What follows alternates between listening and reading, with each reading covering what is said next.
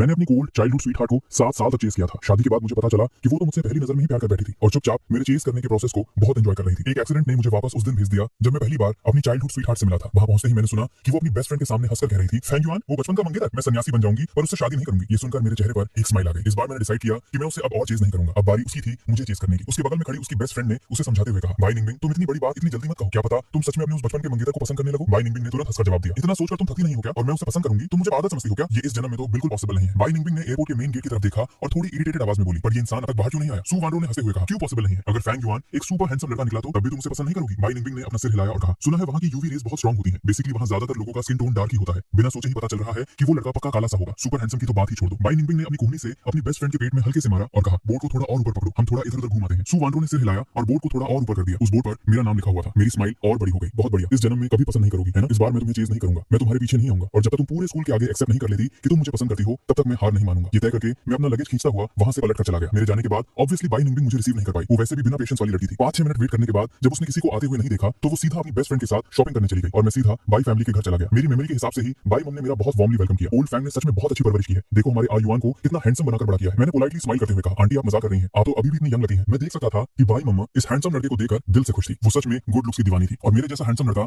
उन्होंने पहली बार देखा था। पहले जब बाई दाद ने कहा था कि वो अपनी बेटी के बचपन के मंगेतर को घर लाकर रखेंगे ताकि मैं बाई निंगबिंग के साथ बॉन्डिंग कर सकूं तो वो थोड़ी वर्थ थी, पर अब मेरे जैसे हैंडसम और वेल मैनर्ड लड़के को देखकर बाई मम्मा बहुत खुश थी। आयुआन, निंगबिंग तो तुम्हें रिसीव करने गई थी, क्या तुमने उसे नहीं देखा? मैं उसे कॉल करके वापस बुलाती हूं। मैंने स्माइल करके सिर हिलाया और कहा, ठीक है, मैंने भी बहुत टाइम से सिस्टर निंगबिंग को नहीं देखा है। बाई मम्मा सेकंड फ्लोर पर गई और छुपकर बाई निंगबिंग को कॉल लगाया। कॉल उठाते ही उन्हें बैकग्राउंड से मॉल का शोर और दुकानों का म्यूजिक सुनाई देने लगा। बाई मम्मा तुरंत गुस्से से भड़क गई। बाई निंगबिंग, मैंने तुम्हें आयुआन को रिसीव करने भेजा था, ये क्या चल रहा है? तुम शॉपिंग करने चली गई? मुझे सच सच बताओ, क्या तुम वहां गई ही नहीं थी? बाई निंगबिंग वहां गई जरूर थी पर उसमें वेट करने का पेशेंस ही नहीं था। वैसे भी उसने किसी को रिसीव नहीं किया था, इसलिए उसकी मम्मा जो भी कह रही थी उसने मान लिया। उसने बहस करने में आलस किया और कह दिया, हाँ नहीं गई थी। बाई मम्मा ने अपने दिल में खुद को शांत करते हुए सोचा, बेटी मेरी ही है, मुझे कंट्रोल करना होगा। फिर वो बोली, तो फिर तुम जल्दी वापस आओ, फैंग युआन घर पहुंच गया है, उसके एडमिशन का प्रोसेस भी कंप्लीट हो गया है और वो तुम्हारी ही क्लास में है। कल तुम उसे अपने साथ स्कूल लेकर जाओगी। फोन के दूसरी तरफ अपनी गुस्से वाली मम्मा की चिल्लाती हुई आवाज सुनकर बाई निंगबिंग ने हेल्पलेसली सांस छोड़ी। मम्मा मेरे और उसके बीच बॉन्डिंग करवाने के लिए सच में किसी भी हद तक जाने को तैयार है। लिन हाई स्कूल इस कैपिटल सिटी का सबसे बेस्ट हाई स्कूल था और उसकी क्लास वहां की सबसे बेस्ट क्लास थी। ऐसे अचानक किसी को क्लास 1 में ट्रांसफर कर देना, उसे डर लग रहा होगा कि मैं बाकी बच्चों के लेवल को कैचअप नहीं कर पाऊंगा। उसने एक सेकंड के लिए मेरी इस हालत पर तरस खाया पर अगले ही सेकंड रूथलेसली जवाब दिया, मुझे अभी कुछ काम है, आप किसी और को बोल दो उसे ले जाने के लिए। मैं आज रात सू वांडो के घर रुकूंगी और वापस नहीं आऊंगी। Bye bye. कॉल कट हो गया। उसकी बेचारी मम्मा गुस्से से वहीं पर फटने वाली थी। अब बाई निंगबिंग को वापस लाने का कोई रास्ता नहीं था। नीचे आने के बाद बाई मम्मा को बहुत बुरा लग रहा था। उन्होंने बाई निंगबिंग को कवर करने के लिए मुझसे एक झूठ बोल दिया कि उसे कुछ बहुत जरूरी काम आ गया है। मैंने स्माइल करके कहा कि कोई बात नहीं और मेरी स्माइल ने बाई मम्मा के इस दिल को पूरी तरह पिघला दिया। उन्हें लग रहा था कि वो इस क्यूटनेस को झेल नहीं पाएंगी। ओह माय गॉड, इतना हैंडसम और समझदार बच्चा कैसे हो सकता है? ये तो दूसरों का बच्चा है। नहीं वेट, ये मेरा भी बन सकता है। इसके बाद बाई मम्मा मुझे वार्मली मेरा रूम दिखाने ले गई। जहां तक मेरे कपड़ों की बात थी, मेरी अपनी मॉम ने उन्हें पहले ही पैक करके भेज दिया था। वो कपड़े आराम से वार्डरोब में रखे हुए थे। मैंने एक हैंडसम सी व्हाइट शर्ट निकाली और अपने मन में सोचा कि कल मैं यही पहनूंगा। मेरे चेहरे पर एक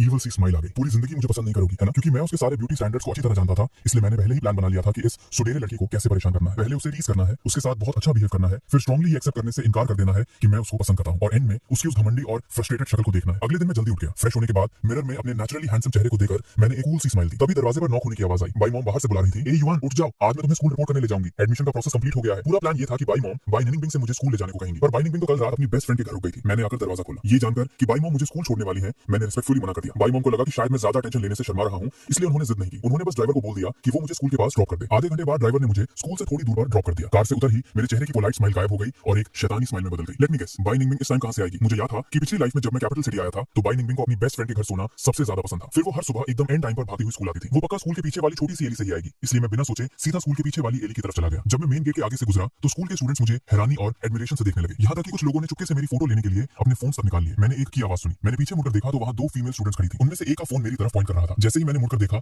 मेरी परफेक्ट फ्रंट फेस की फोटो क्लिक हो गई। फोन पकड़े हुए लड़की कंप्लीटली फ्रीज हो गई। इतनी पास से मेरे हैंडसम चेहरे को देखकर उस लड़की का चेहरा तुरंत लाल हो गया। मैंने स्माइल करते हुए कहा, क्लासमेट, ऐसे चुपके से फोटो खींचना बुरी आदत होती है। जैसे ही उस लड़की ने मुझे उसकी तरफ स्माइल करते देखा, उसे लगा जैसे उसके दिमाग में पटाखे फूट रहे हो। उसका चेहरा पूरा लाल हो गया। वो कांपते हुए अपने फोन को पकड़े रही और बोली, सॉरी, मैं इसे अभी डिलीट कर देती हूँ। मेरे वहां से निकलने के बाद दोनों लड़कियों ने एक दूसरे को देखा और उनके चेहरे पर पूरी तरह से फंगीर वाले एक्सप्रेशन थे। ये किस स्कूल का लड़का है? खत्म भाई, मुझे इसका नंबर चाहिए। मैं उस छोटी सी एरिया में पहुंच गया जहां से बाई निंगबिंग अक्सर गुजरती थी और दीवार के सहारे खड़ा होकर वेट करने लगा। सुबह की हवा बहुत फ्रेश थी, बिल्कुल मेरे मूड की तरह। 30 मिनट तक वेट करने के बाद कॉर्नर से किसी के तेजी से भागने की सुनाई दी। साथ ही सू वांडो के जोर जोर से सांस लेने की आवाज आई। सिस्टर बाई, मेरा वेट करो। मेरे चेहरे की स्माइल और गहरी हो गई। मैं कॉर्नर की तरफ गया और बिल्कुल वैसा ही हुआ। मैंने बाई निंगबिंग की आवाज सुनी। मैंने कहा था ना जल्दी उठ जाओ, पर तुम मेरी सुनते ही नहीं हो। फुटस्टेप्स पास आ रहे थे। मैंने अपनी पोजीशन सेट की और मन में काउंटिंग शुरू कर दी। वो आ गई। मैंने तुरंत एक छोटा सा पीछे लिया। बाई निंगबिंग पीछे मुड़कर सू वांडो से बात करते हुए आगे भाग रही थी। कॉर्नर टर्न करते ही अचानक वो मुझसे टकरा गई। फिर एक हल्की सी चीख मेरे कानों में आई। वो झटके से आगे मुड़ी और उसकी बॉडी आउट ऑफ कंट्रोल होकर आगे की तरफ गिरने लगी। मैंने जल्दी से अपना हाथ आगे बढ़ाया और उसे खींच लिया, सही टाइम पर उसकी कमर को सपोर्ट करते हुए। मैंने मन ही मन सोचा, ओके परफेक्ट, ये तो बिल्कुल किसी आइडल ड्रामा जैसी मीटिंग है। बाई निंगबिंग हैरानी से मेरे परफेक्ट हैंडसम चेहरे को देख रही थी। एक सेकंड के लिए वो इतनी ज्यादा इंप्रेस हो गई कि रिएक्ट करना ही भूल गई। मैंने क्लियरली बाई निंगबिंग के एक्सप्रेशंस में चेंज नोटिस किया। मैं उसे जितना जानता था उसके हिसाब से ये कमीनी पक्का मेरे लुक्स पर लटू हो गई थी। बाई निंगबिंग ने पहली बार इतना हैंडसम लड़का देखा था। उसका दिल अचानक से बहुत तेजी से धड़कने थूकने लगा होगा। उसने कई बार नर्वस होकर अपना थूक निकला। सू वैनरो ने आखिरकार उसे कैचअप कर लिया। बाई निंगबिंग को मेरी बाहों में देखकर उसके मुंह से हैरानी में चीख निकल गई। बाई निंगबिंग होश में आई और उसने जल्दी से मुझे छोड़ दिया। उसके खूबसूरत चेहरे पर अभी भी हल्के हल्के पसीने की बूंदें थी। सॉरी, मेरा वो इंटेंशन नहीं था, थैंक यू। होश में आने के बाद बाई निंगबिंग फिर से अपने उस ठंडे और घमंडी रूप में आ गई। उसके एक्सप्रेशंस बहुत तेजी से चेंज हुए थे। अगर मैंने उसे ध्यान से ऑब्जर्व नहीं किया होता तो मैं पक्का उसके इस छोटे से चेंज को नोटिस नहीं कर पाता। मैंने स्माइल करके सिर हिलाया। तुम्हें चोट नहीं लगी ना? बस ये काफी है, अगली बार थोड़ा ध्यान रखना। एक प्यार भरी लाइन बोलकर मैं वहां से पलट कर चला गया। साइड में खड़ी सू वैनरो तो जैसे पत्थर की बन गई थी। भाई क्या हैंडसम बंदा है। वो अपनी नजरें मुझसे हटा ही नहीं पा रही थी। जब तक वो अपने होश में आई मैं जा चुका था। उसने एक्साइटमेंट में बाई निंगबिंग का हाथ हिलाते हुए पूछा, सिस्टर बाई, वो हैंडसम लड़का कौन था? बाई निंगबिंग ने मेरी दूर जाती हुई पीठ को देखा होगा। मैं उस आकर्षक व्हाइट शर्ट में था जो जैसे सीधा बाई निंगबिंग के दिल में खिल गया हो। अचानक से उसकी सारी जल्दी गायब हो गई। वो धीरे धीरे मेरे पीछे चलने लगी और बस इतना डिस्टेंस बनाए रखा कि वो मेरी पीठ आराम से देख सके। मैंने अपना फोन निकाला। अपने बाल ठीक करने के बहाने मैंने अपने पीछे आती हुई बाई निंगबिंग को देख लिया। मेरी आंखों में स्माइल साफ झलक रही थी। तो वो जो भी कहती थी सब सच था। उसने पहली नजर में ही मुझसे प्यार कर लिया था। वो मेरे प्यार में आउट ऑफ कंट्रोल थी। एक और चांस मिलने पर भी सब कुछ वैसा ही है। जब बाई निंगबिंग ने मुझे स्कूल गेट के अंदर जाते हुए देखा तो पक्का उसके दिल में पटाखे फूट रहे होंगे। वो सोच रही होगी क्या ये कोई नया ट्रांसफर स्टूडेंट है? इतना हैंडसम लड़का अगर पुराना स्टूडेंट होता तो ये बात पूरे स्कूल में आग की तरफ फैल चुकी होती। बाई निंगबिंग ने अपने होठों पर जीभ फेरी और उसके चेहरे पर एक प्यारी सी स्माइल आ गई। उसने बड़ी मुश्किल से अपनी स्माइल छिपाई। फिर उसने तेज कदम बढ़ाए। स्कूल के गेट पर गार्ड अंकल ने हाथ आगे बढ़ाकर उसे और सू वैनरो को रोक लिया। स्टूडेंट्स, तुम दोनों लेट हो, अपना क्लास नंबर और नाम लिखो और फिर जाओ। गार्ड के रोके जाने वाले इन कुछ मिनट में मैं उसकी नजरों से बिल्कुल ओझल हो गया। उसके दिल में बेचैनी बढ़ गई होगी। उसे लग रहा था कि ये गार्ड बिल्कुल बेकार में बीच में आ गया है। हेल्पलेस होकर उसने रजिस्टर में अपना नाम और क्लास लिखी और फिर तेजी से आगे भागी। सू वैनरो बस साइन करने ही वाली थी कि उसने बाई निंगबिंग का लिखा हुआ नाम देखा और अचानक सच्ची पड़ी। रजिस्टर पर लिखा था क्लास 3 सू वैनरो। उसने अपने मन ही मन अपनी प्यारी बेस्ट फ्रेंड को बहुत बददुआएं दी होंगी। गार्ड अंकल के घूरते हुए सू वैनरो ने बाई निंगबिंग का नाम लिख दिया। हम सब बेस्ट फ्रेंड्स ही तो हैं, ब्लेम शिफ्ट करना किसको नहीं आता। गार्ड अंकल की मेहरबानी से बाई निंगबिंग मुझे फॉलो नहीं कर पाई। वो ठंडे चेहरे के साथ वापस अपनी क्लास में चली गई। पर मैं जानता था उसके माइंड में मेरे साथ उस सैली वाले सीन की झलक घूम रही होगी। उसके खूबसूरत चेहरे पर ब्लश आ गया होगा। उसका छोटा सा दिल तेजी से धड़क रहा था।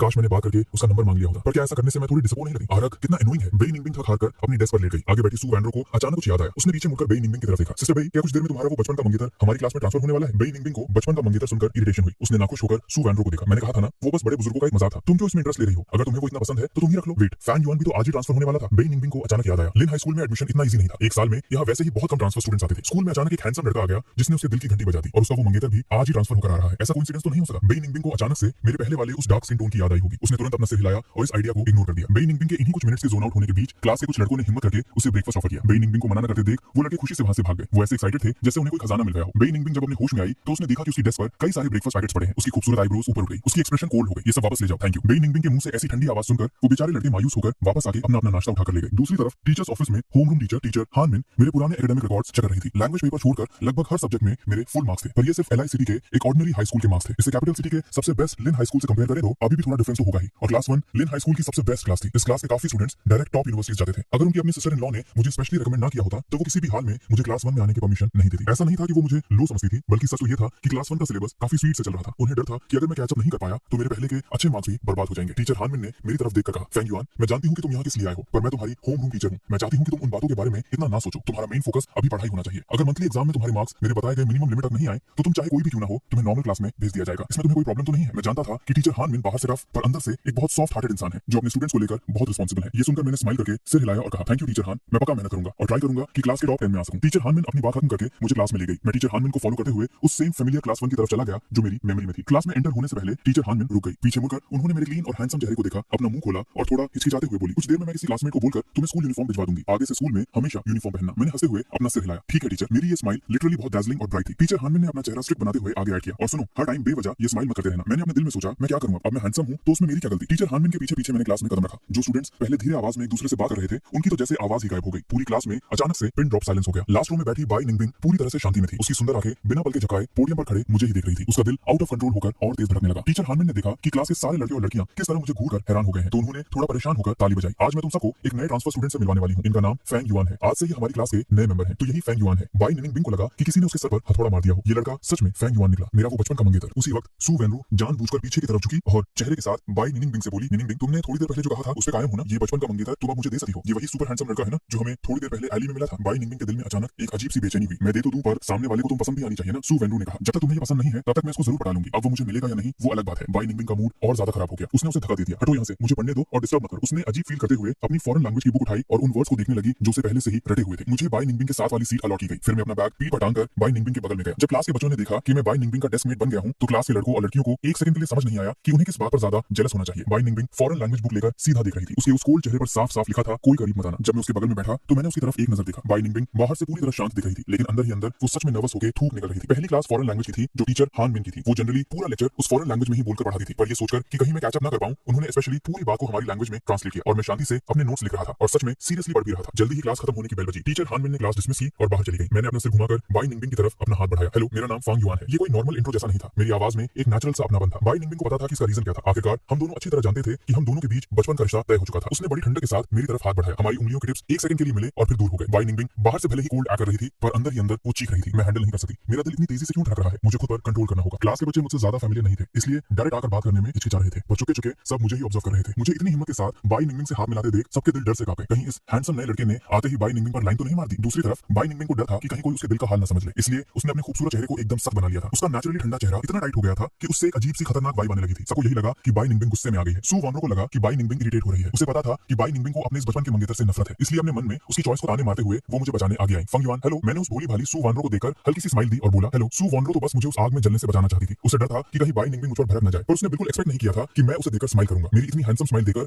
सू वॉनरो का दिल जोरों से धड़कने लगा। उसका तो मन कर रहा था कि जमीन पर लेटकर खुशी से लोटपोट हो जाए। समझ नहीं आने पर कि आगे क्या बोले, उसने सीधा अपने दिमाग में आने वाली एक लौती इंफॉर्मेशन बोल दी। वो, मैंने सुना है तुम्हारा और बाई निंगबिंग का बचपन का रिश्ता तय है। बाई निंगबिंग ने दिखावे के लिए तो सू वॉनरो को घूरकर देखा, पर अंदर ही अंदर वो बहुत ज्यादा खुश थी। बाकी क्लास वाले ये बात सुनकर इतने हैरान हो गए कि उनकी बोलती ही बंद हो गई। भाई क्या बकवास है, सच में ये लौंडा बाई निंगबिंग का बचपन का मंगेतर है? ओए होए, क्या यही अमीरों वाली खुशी होती है? बाई निंगबिंग अचानक थोड़ी नर्वस हो गई। उसने अपना एक हाथ चेहरे पर रखा जिससे उसका खूबसूरत साइड प्रोफाइल दिख रहा था और जानबूझकर मेरी तरफ देखना अवॉइड किया। मैं बाई निंगबिंग के इस कोल्ड एक्सप्रेशन को ऑब्जर्व कर रहा था और मन में सोचा कि ये छोटी लड़की सच में कितनी बाप लेवल एक्टिंग कर रही है। फिर मैंने तुरंत हंसते हुए कहा, अरे वो तो बस बड़े बुजुर्गों का एक मजाक था। आज के जमाने में इन बातों को कौन मानता है? मैं तो यहाँ सिर्फ मेहनत से पढ़ने और खुद को बेटर बनाया आया हूँ। एक ठंडे तीर ने सीधा बाई निंगबिंग के दिल पर निशाना लगाया। उसका सख्त चेहरा उतर गया और उसे अंदर से थोड़ा बुरा लगा, पर वो भी हार मानने वालों में से रहा थी। उसने एटीट्यूड में आकर ठंडी आवाज में कहा, तुम्हारी ऐसी ही सोच रहे तो सबसे बेहतर है। उसकी बात खत्म होते ही सू वॉनरो तुरंत आगे बोली, वाओ, तब तो ये सच में बहुत बढ़िया बात है। पहले बाई निंगबिंग ने भी मुझसे यही कहा था कि वो मर जाएगी, पर घर वालों का ये अरेंज किया हुआ चक्कर कभी एक्सेप्ट नहीं करेगी। बाई निंगबिंग ने दबे हुए गुस्से से सू वॉनरो को घूरा और मन में गाली दी, तुझे किसने बोला था अपनी पंचायत लाने को? तेरा ये मुंह ढंग की बात क्यों नहीं बोल पाता? मैंने बाई निंगबिंग का चेहरा उतरते हुए क्लियरली देखा था। मेरी आंखों में हंसी साफ झलक रही थी। सच कहूं तो मुझे भी घर वालों के फैसले मानना बिल्कुल पसंद नहीं है। ये सुनकर बाई निंगबिंग ने अपनी खूबसूरत आईब्रोज सिकोड़ ली, अपना चेहरा टाइट करके डेस्क पर सिर रखकर सोने की नकल करने लगी। पर मेरी वो हैंडसम स्माइल देखने के बाद उसके दिल में पटाखे फूट रहे थे। उसका भी मन कर रहा था कि वो मजे से जमीन पर लोटपोट होने लगे। उसके बाद उसकी बेस्ट फ्रेंड सू वैनरो ने मुझसे बाकी टॉपिक्स पर बात की। पढ़ाई की बात आने पर सू वैनरो ने मेरी फिक्र दिखाते हुए पूछा, फंग युआन, तुम्हारे पुराने स्कूल में तो ठीक-ठाक मार्क्स आते ही होंगे, पर लिन हाई स्कूल के पेपर बच्चों की रूह कपा देते हैं, स्पेशली हमारी क्लास 1 की। अगर एग्जाम में तेरे मार्क्स खराब आए तो पहले ही गुस्सा मत होना और कुछ समझ ना आए तो आराम से मुझसे पूछ लेना। Thank you. मैंने उसकी तरफ पानी की एक बोतल बढ़ाई। ये लो पियो। सू वैनरो ने खुशी-खुशी पानी की बोतल ले ली। तब तो मैं नखरे नहीं दिखाऊंगी। मैं अपनी होमरूम टीचर को जितना जानती हूँ उस हिसाब से तुम 20 साल में ट्रांसफर होकर आए हो, तो उन्होंने पक्का तुम्हारे मार्क्स को लेकर कोई शर्त रखी होगी। तुमने उन्हें क्या जवाब दिया? मैंने स्माइल करते हुए सिर हिलाया और बोला, मैंने हवा में ज्यादा नहीं उड़ा, बस इतना बोला कि क्लास के टॉप 10 में आने की पूरी कोशिश करूंगा। पिछली लाइफ में मुझे मार्क्स के लिए सच में कुत्तों वाली मेहनत करनी पड़ी थी, पर इस जन्म में ऐसी मेहनत नहीं पड़ेगी। आखिरकार पिछली लाइफ में मैं रोते रोते डबल पीएचडी डिग्री निकाल ही चुका था। सू वैनरो ने पानी का घूंट मारा ही था कि अचानक बाहर थूक दिया। उसकी शक्ल बहुत अजीब लग रही थी। दूसरी तरफ बाई निंगबिंग भले ही डेस्क पर सिर रखकर सोने की एक्टिंग कर रही थी, पर उसकी नींद उड़ चुकी थी। हमारी बातें सुनकर बाई निंगबिंग ने माथे पर बल डाले। क्लास के टॉप 10 में बाई निंगबिंग हर एग्जाम में हमेशा फर्स्ट आती थी। उसे प्रेशर क्या होता है पता ही नहीं था, पर उसे मालूम था कि लिन हाई स्कूल का कंपटीशन कितना भयानक होता है। सुबह से आधी क्लासेस निकल गई थी। बाई निंगबिंग ने मुझे लगातार नोट्स बनाते हुए देखा। एकदम सीरियस हो गई। उसने अपने होंठ दबाकर सोचा, इतनी मेहनत कर रहा है, अगर बाद में रैंक लास्ट आ गई तो रो पड़ेगा ना। फिर उस पे फेक रस खाकर उसने अपने बनाए हुए पुराने नोट्स और इंपॉर्टेंट क्वेश्चंस की नोटबुक उठाकर मुझे थमा दी। मैंने हैरानी से हाथ में पकड़ी नोटबुक को देखा और पूछा, ये क्या है? जब बाई निंगबिंग की आंखें मेरी हंसती हुई आंखों से टकराई तो उसे लगा जैसे मैंने उसका दिमाग पढ़ लिया। उसने तुरंत अपने चेहरे को सख्त कर लिया और बिना किसी एक्सप्रेशन के ठंडेपन से बोली, ज्यादा दिमाग मत लगाना। मेरी मॉम ने मुझे पढ़ाई में तुम्हारा ख्याल रखने को बोला है। इनमें वो सारे इंपॉर्टेंट टॉपिक्स हैं जो एग्जाम में आते हैं। अगर तुम नहीं चाहते कि कोई तुम्हारी क्लास में औकात याद दिलाए तो इनको प्रॉपर्ली पढ़ने में टाइम लगाओ। Thank you. मुझे उस डॉगी जैसी नखरे वाली लड़की के अंदर का हाल ठीक ठीक पता था, इसलिए मुझे अंदर ही अंदर बड़ा मजा आ रहा था। मैंने उसे एक हैंडसम सी किलर स्माइल दी। बाई निंगबिंग उस चमकती स्माइल को देखकर थोड़ी अनकंफर्टेबल हो गई और उसने अपना चेहरा दूसरी तरफ घुमा लिया। पर मेरा और बाई निंगबिंग के बचपन के रिश्ते वाली इस बात के जैसे पंख निकल आए थे और वो उड़ उड़कर पूरे स्कूल में फैल चुकी थी। बाई निंगबिंग अमीर थी, टॉपर थी और स्कूल की सबसे खूबसूरत लड़की थी। एकदम लॉन्डो की ड्रीम गर्ल। अचानक ये पता चलना कि उसका एक बचपन का मंगेतर आ गया है और वो भी एकदम भौकाली और हैंडसम, तो भला कोई शांत कैसे बैठ सकता था? क्लास 18 के लिन हाउतिया ने अपने झुंड के चमचों के साथ मिलकर मुझे वॉशरूम में घेर लिया। मेरा बाप लेवल का हैंडसम चेहरा देखकर लिन हाउतिया के अंदर जेलसी भी पैदा नहीं हो पाई। मां कसम, दोनों का लेवल ही अलग है। जलन भी कैसे फील कर। उसने एकदम गुंडे वाले रूप में गुस्से से बोला, तू ही है फैंग युआन, मुझे फर्क नहीं पड़ता कि तुम्हारे और बाई निंगबिंग के परिवार के बीच क्या रिश्ता है। तू चुपचाप बाई निंगबिंग से दूर रहेगा, वरना मैं तेरा वो हाल करूंगा कि तू याद रखेगा। पर मैं तो बिल्कुल भी नहीं डरा, क्योंकि मैं बचपन से ही इतना भयंकर हैंडसम था।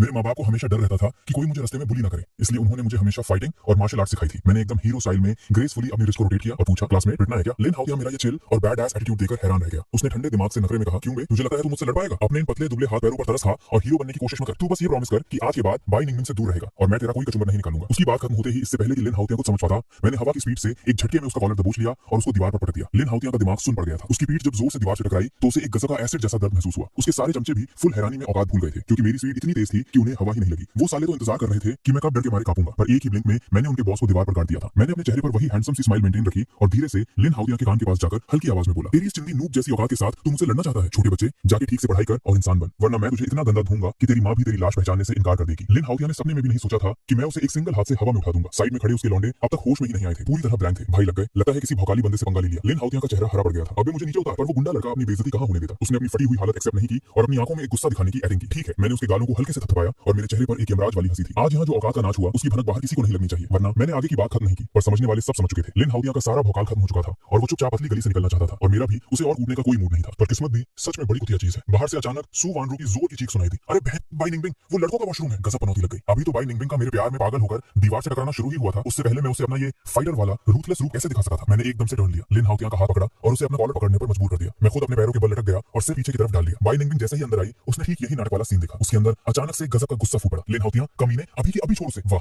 हीरो ने ब्यूटी को नहीं, ब्यूटी ने हीरो को बचाया। मैं अंदर ही अंदर खुशी से रो पड़ा था। मतलब मेरी नखरे वाली सच में पहले दिन से ही मेरी फिक्र करती थी। लिन हाउतिया बुरी तरह डर गया था और उसने झटके से अपना हाथ छोड़ दिया। सपोर्ट ना होने की वजह से मैं दीवार से नीचे फिसल गया, जैसे मैं पूरी तरह लाचार होकर गिरने वाला हूं। बाई निंगबिंग तुरंत भाग आई और उसने मुझे थाम लिया। तुम ठीक हो? उसकी आवाज में एक नेचुरल सी घबराहट साफ दिख रही थी। मैंने अपना सिर हिलाया, थोड़ा उदास पर जिद्दी एक्सप्रेशन बनाते हुए बोला, मैं ठीक हूं। ये पूरा ओवर एक्टिंग वाला ड्रामेबाज सीन देखकर लिन हाउतिया और उसके सारे चमचों के मुंह खुले के खुले रह गए। उनके अंदर बस वही ठेठ गालियां निकल रही थी। भाई ये लौंडा इतना गंदा ड्रामेबाज कैसे हो सकता है? बाई निंगबिंग इतनी भयंकर गुस्से में थी, उसने पलटकर लिन हाउतिया को ऐसी ठंडी नजरों से देखा कि कोई वही मर जाए। लिन हाउतिया, ये तेरा कौन सी बात का नाटक है? जो भी लड़का उसके आसपास मंडराता था, लिन हाउतिया किसी न किसी को भेजकर उसे कूट देता था। उसे उन लड़कों में कोई इंटरेस्ट नहीं था, पर वो ये भी नहीं चाहती थी कि उसकी वजह से कोई बेकार में पिटे। भाई कसम से मैं मासूम हूं, पूरी गलतफहमी है। लिन हाउतिया चिल्लाना चाहता था कि उसने मुझे हाथ तक नहीं लगाया, पर मैंने बाई निंगबिंग के पीछे से उसकी तरफ ठीक एक मौत वाली कातिल हंसी दे दी। वो स्माइल इतनी डेंजरस थी कि लिन हाउतिया को लगा जैसे मैं उसका वही कत्लेआम कर दूंगा। उसकी इतनी फट गई कि उसके मुंह से एक आवाज तक नहीं निकल पाई। बाई निंगबिंग ने कोल चेहरे के साथ गुस्से में लिन हाउतिया से कहा, तेरा हिसाब मैं बाद में लूंगी। लिन हाउतिया सफाई देना चाहता था, पर उसके पांव पहले से इतने थे और वैसे भी उसका ओरिजिनल प्लान तो मुझे सच में पीटने का ही था। तो भला वो क्या ही एक्सप्लेन करता? क्या वो ये बोलता कि उसे पता नहीं था कि वो मुझसे औकात भरा मार खा जाएगा? ये तो उसकी और गंदी बेइज्जती होती। चलो मैं तुम्हें क्लास वापस ले चलती हूँ। बाई निंगबिंग का चेहरा अभी भी ठंडा था। शायद अपना केयर करना छुपाने के चक्कर में उसने मुझे देकर बोल दिया, ज्यादा खुश मत होना। मेरी मॉम ने मुझे बोला था कि मैं तुम्हारा ध्यान रखूं। अगर मैं उसकी नखरे वाली रगों से वाकिफ ना होता तो पक्का इसकी झूठी एक्टिंग में फंस गया होता। मैंने मासूमियत से सिर हिलाया और मेरे चेहरे पर एक हल्की सी स्माइल आ गई।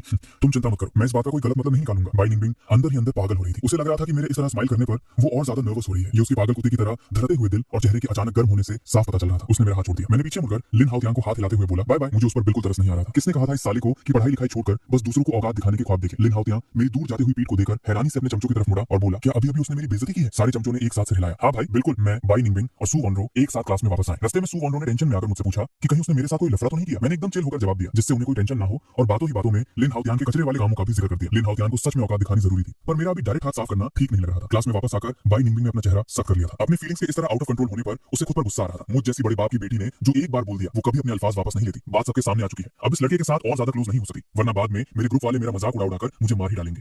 हैंडसम लड़कों की कोई कमी थोड़ी है। मुझे बस इस एक बचपन के मंगेतर की जरूरत नहीं है। उसने अपने दिमाग को पूरी तरह से कर लिया था। तभी उसे फील हुआ कि कोई उसे देख रहा है। उसने अपना ठंडा चेहरा घुमाया और मैंने अपने इस भौकाली हैंडसम चेहरे के साथ बड़ी प्यार भरी आवाज में पूछा, मेरे पास गाड़ी नहीं है बाई निंगबिंग, क्या थोड़ी देर बाद हम एक साथ घर चल सकते हैं? इतनी मीठी आवाज में ये बोलकर मेरा खुद का दिल थोड़ा कांप गया। इस नखरे वाली पर लाइन मारने के लिए मैं सच में किसी भी हद तक गिरने को तैयार था। बाई निंगबिंग बिना किसी एक्सप्रेशन के मुझे घूरती रही। उसकी काली आंखों में सिर्फ एक ठंडक दिख रही थी। उसकी इस रूह को देखकर मुझे अपनी पिछली लाइफ की उन बेकार 7 साल पर तरस आ रहा था, जब मैं पागलों की तरह इसे पीछे भागता रहा। ये नखरे वाली इतनी बाप लेवल एक्टिंग करती थी। इसमें मेरी कोई गलती नहीं थी कि मैं पिछली बार समझ नहीं पाया कि इसने मुझे पहली नजर में ही दिल दे दिया था। भला कौन सी लड़की अपने पहली नजर के प्यार के सामने ऐसी सड़ी हुई शक्ल बनाती है? बाई निंगबिंग ने बहुत देर तक कोई जवाब नहीं दिया। मैंने मन में एक सांस छोड़ी। लगता है अब अपना मास्टर स्ट्रोक खेलना ही पड़ेगा। मैंने शीशे के सामने पूरा एक दिन प्रैक्टिस की हुई उस किलर लुक के साथ स्माइल करके कहा, अगर तुम्हें अजीब लग रहा है या तुम्हारा मन नहीं है तो कोई बात नहीं। अभी अभी अपने दिमाग को शांत करने वाली बाई निंगबिंग मेरे इस कातिलाना रूप को देखकर दोबारा पागलों की तरह दिल धड़काने लगी। यहाँ तक कि वो अंदर ही अंदर थोड़ी घबरा भी गई। वो, ठीक है हम एक साथ चलेंगे, ठीक है थैंक यू। मैंने तुरंत उसे एक चमकती हुई स्माइल दी। फिर मैंने अपनी मैथ की बुक निकाली और सीरियसली रिवाइज करने लगा। भले ही ये सब मैंने पिछली लाइफ में पढ़ा था, पर इतना टाइम बीतने के बाद मैं लगभग सब भूल चुका था। बाई निंगबिंग मेरी इस हैंडसम सी स्माइल को देखकर पूरी तरह फिदा हो गई थी। उसके दिमाग में हजारों सवाल घूम रहे थे। उसे लग रहा था जैसे मैंने उसे पूरी तरह अपने कंट्रोल में कर लिया है। आगे बैठी हुई सू वेंड्रो ने चुपके से हमारी पूरी बात सुन ली थी। उसने अपना फोन निकाला और एक अमीनी सी हंसी के साथ अपने अमीर लड़कियों का ग्रुप नाम के चैट में सब कुछ फैला दिया। उसने वहां ये बॉम्ब भी फोड़ दिया कि बाई निंगबिंग मुझे घर ड्रॉप करने वाली है। ग्रुप में बाकी लड़कियां इस बात पर शर्त लगाने लगी कि बाई निंगबिंग आखिर कब अपनी औकात पर आएगी और अपने कहे हुए अल्फाज पीछे लेगी। क्लास के टाइम बाई निंगबिंग के फोन का वॉल्यूम ऑन था और उसमें लगातार नोटिफिकेशंस की डिंग डिंग डिंग आवाज आ रही थी। जब उससे और कंट्रोल नहीं हुआ तो उसने आखिरकार चैट ओपन करके देख लिया। मैसेजेस पढ़ते ही बाई निंगबिंग का खून खौल उठा और उसका मन किया कि किसी का मुंह तोड़ दे। उसने अपना चेहरा सख्त किया और उसकी उंगलियां तेज स्पीड में स्क्रीन पर टाइप करने लगी। मैंने आज तक अपनी बोली हुई कोई बात कब वापस ली है? तुम सब सू वेंड्रो की फालतू बातों पर ध्यान मत दो। मैं उसे बिल्कुल पसंद नहीं करती, समझ आया? मैं बस उसका ख्याल इसलिए रख रही हूँ क्योंकि उसके दादाजी और मेरे दादाजी अच्छे दोस्त हैं। ग्रुप की बाकी तीनों लड़कियों ने एक साथ बस एक ही वर्ड रिप्लाई किया, ओ। उन तीनों का एक साथ वो ओ देकर बाई निंगबिंग गुस्से से लाल हो गई। वो अपनी थोड़ी इज्जत बचाने के लिए और कुछ टाइप करने ही वाली थी कि अगले ही सेकंड सू वेंड्रो ने मुझे उस ग्रुप में ऐड कर लिया। जैसे ही बाई निंगबिंग की नजर स्क्रीन पर गई उसने देखा कि मैंने ग्रुप ज्वाइन कर लिया है। उसकी आंखें फटी की फटी रह गई। घबराहट में उसके हाथ कांपे और उसने गलती से अपना टाइप किया हुआ मैसेज सेंड कर दिया। तुम लोगों का ये नाटक खत्म होगा कि नहीं? क्या मेरे पीछे लड़कों की कमी है जो मैं अपने घर वालों की पसंद को एक्सेप्ट करूंगी? मेरी बात लेकर रख लो, इस जन्म में तो ये बिल्कुल नहीं होगा। अगर मैं गलती से भी उसके प्यार में पड़ गई तो नंगे होकर पूरे ग्राउंड के चक्कर लगाऊंगी। मेरे ग्रुप ज्वाइन करने से पहले के मैसेजेस मुझे नहीं दिख रहे थे, इसलिए उस ब्लैंक चैट पर सिर्फ बाई निंगबिंग का भेजा हुआ वो लंबा चौड़ा भौकाली मैसेज चमक रहा था। और ऊपर से उसकी वो तीनों कमीनी दोस्तों ने जानबूझकर कोई और मैसेज नहीं किया ताकि उसका वो मैसेज सबसे ऊपर ही रहे। ग्रुप में एकदम शांति थी। एक सिंगल इमोजी तक नहीं भेजा किसी ने। ऐसा लग रहा था जैसे वहां सिर्फ और सिर्फ बाई निंगबिंग ही है। बाई निंगबिंग का दिमाग पूरी तरह सुन्न पड़ गया। उसने डर के मारे 2-3 बार थूक निकला। अपनी साइड आई से उसने देखा कि उसके बगल में बैठे हुए मैंने अपना फोन निकाल लिया था। उसे अंदर ही अंदर भयंकर डर लग रहा था। उसे अपनी इज्जत मिट्टी में मिलती हुई फील हो रही थी और थोड़ी घबराहट भी शुरू हो गई थी। पर वो किसी को अपना डर कहां दिखाने वाली थी। उसने अपनी कमर सीधी की और ऐसा मुंह बना लिया जैसे उसे इन सब से लग फर्क नहीं पड़ता। मैंने फोन हाथ में पकड़कर उसके भेजे हुए एक एक वर्ड को पूरे मजे लेकर पढ़ा।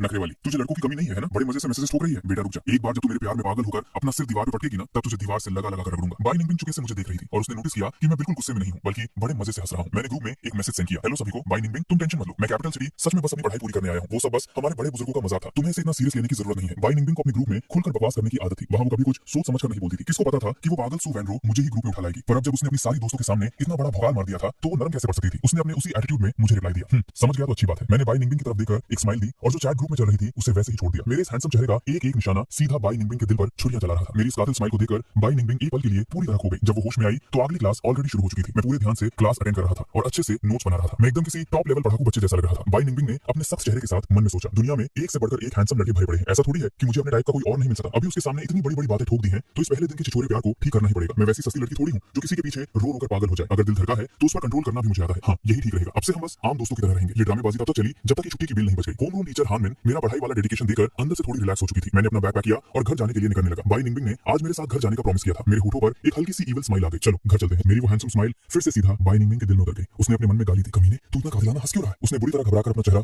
दूसरी तरफ घुमा लिया और एक झूठी इरिटेशन दिखाते हुए बोली, अपने हाथ पर जल्दी चला, मैं तेरे लिए यहाँ पूरी लाइफ वेट नहीं कर सकती। उसके पूरे लाल हो चुके कानों को देखकर मैंने एक सैटिस्फाइंग स्माइल दी। पागल लड़की जिसमें सच में सबर नहीं होता वो अब तक कब का निकल चुका होता। थोड़ी ही देर में हम बाई फैमिली के घर पहुंच गए। बाई निंगबिंग के मॉम डैड दोनों आउट ऑफ स्टेशन गए हुए थे, इसलिए घर पर सिर्फ मैं और बाई निंगबिंग थे। हाँ, और घर के सर्वेंट्स भी थे। और पढ़ाई को छोड़कर मेरी सबसे बाप लेवल की स्किल थी खाना बनाना। मैं बाई निंगबिंग की हर पसंद और नापसंद ठीक से जानता था, इसलिए मैंने डिसाइड कर लिया था कि मैं आज इसी पूरी वाट लगाऊंगा। उस वक्त बाई निंगबिंग ऊपर अपने कमरे में सू वानरो के साथ गेम खेल रही थी। अचानक उसे खाने की एक मस्त सी महक ने अपनी तरफ खींच लिया। उसने हवा में नाक सिकोड़ी और सोची, ये इतनी मस्त खुशबू कहां से आ रही है, क्या आज आंट लियू ने खाना जल्दी बना लिया। सही टाइम पर सामने वाली टीम ने सरेंडर कर दिया था। बाई निंगबिंग ने अपना फोन टेबल पर रखा और नीचे जाकर देखने का मन बनाया। वैसे भी खाने का टाइम हो ही गया था। कमरे का दरवाजा खोलते ही वो महक पूरी तरह से एकदम कड़क खुशबू में बदल गई थी। बाई निंगबिंग से कंट्रोल नहीं हुआ और उसने एक गहरी सांस ली। उसकी आंखें खुशी से चमक उठी। भाई क्या लाजवाब महक है। डाइनिंग टेबल पर रात का खाना ऑलरेडी लग चुका था। आंट लियू ने बाई निंगबिंग को नीचे आते देखा तो हंसते हुए बोली, मिस आप आ गई, मैं बस आपको ही खाने के लिए बुलाने वाली थी। बाई निंगबिंग चलते हुए टेबल के पास आई। ये सब वही रोज के नॉर्मल डिशेस थे जो वो पहले भी खाती थी। इसमें कुछ खास नहीं था, पर असली खुशबू तो अभी भी किचन के अंदर से बाहर आ रही थी। बाई निंगबिंग ने हैरानी से पूछा, किचन में कौन कर रहा है। वो मास्टर फेंग है। उन्होंने कहा कि वो कैपिटल सिटी पहली बार आए हैं और उन्हें यहाँ का खाना ज्यादा पसंद नहीं है, इसलिए वो खुद के लिए कुछ बना रहे हैं। मेरे हाथ का खाना इतना ज्यादा टेस्टी महक रहा था कि खुद मेरे भी मुंह में पानी आ रहा था। जब वो दोनों बात कर रही थी तब तक मैं अपना खाना लेकर बाहर आ गया। उसके ठीक सामने बैठकर मैंने बड़े मजे से अपना ताजा बना हुआ डिश खाना शुरू कर दिया। थोड़ी देर बाद बाई निंगबिंग ने चुपचाप अपना सिर उठाया। उसने देखा कि मेरे हाथ का बना हुआ वो मस्त खाना सिर्फ मेरी प्लेट में था और मैं पूरे मजे से उसे पेल रहा था। मैंने नोटिस किया कि बाई निंगबिंग मुझे लगातार घूर रही है। मेरी हंसी बस छूटने ही वाली थी पर मैंने ठीक से कंट्रोल कर लिया। बाई निंगबिंग से आखिरकार रुका नहीं गया और वो बोल पड़ी, तुमने ये खाना सिर्फ अपने लिए बनाया है। मैंने सिर उठाया और पूरी मासूमियत से बोला, आंट लियू ने मुझे बताया था कि तुम्हें स्पाइसी खाना बिल्कुल पसंद नहीं है, इसलिए मैंने तुम्हारे लिए नहीं बनाया। ये सच था कि बाई निंगबिंग को घर पर तीखा खाना पसंद नहीं था, पर बाप लेवल का स्वादिष्ट खाना इस रूल में नहीं आता था। मेरी प्लेट में जो डिश रखी थी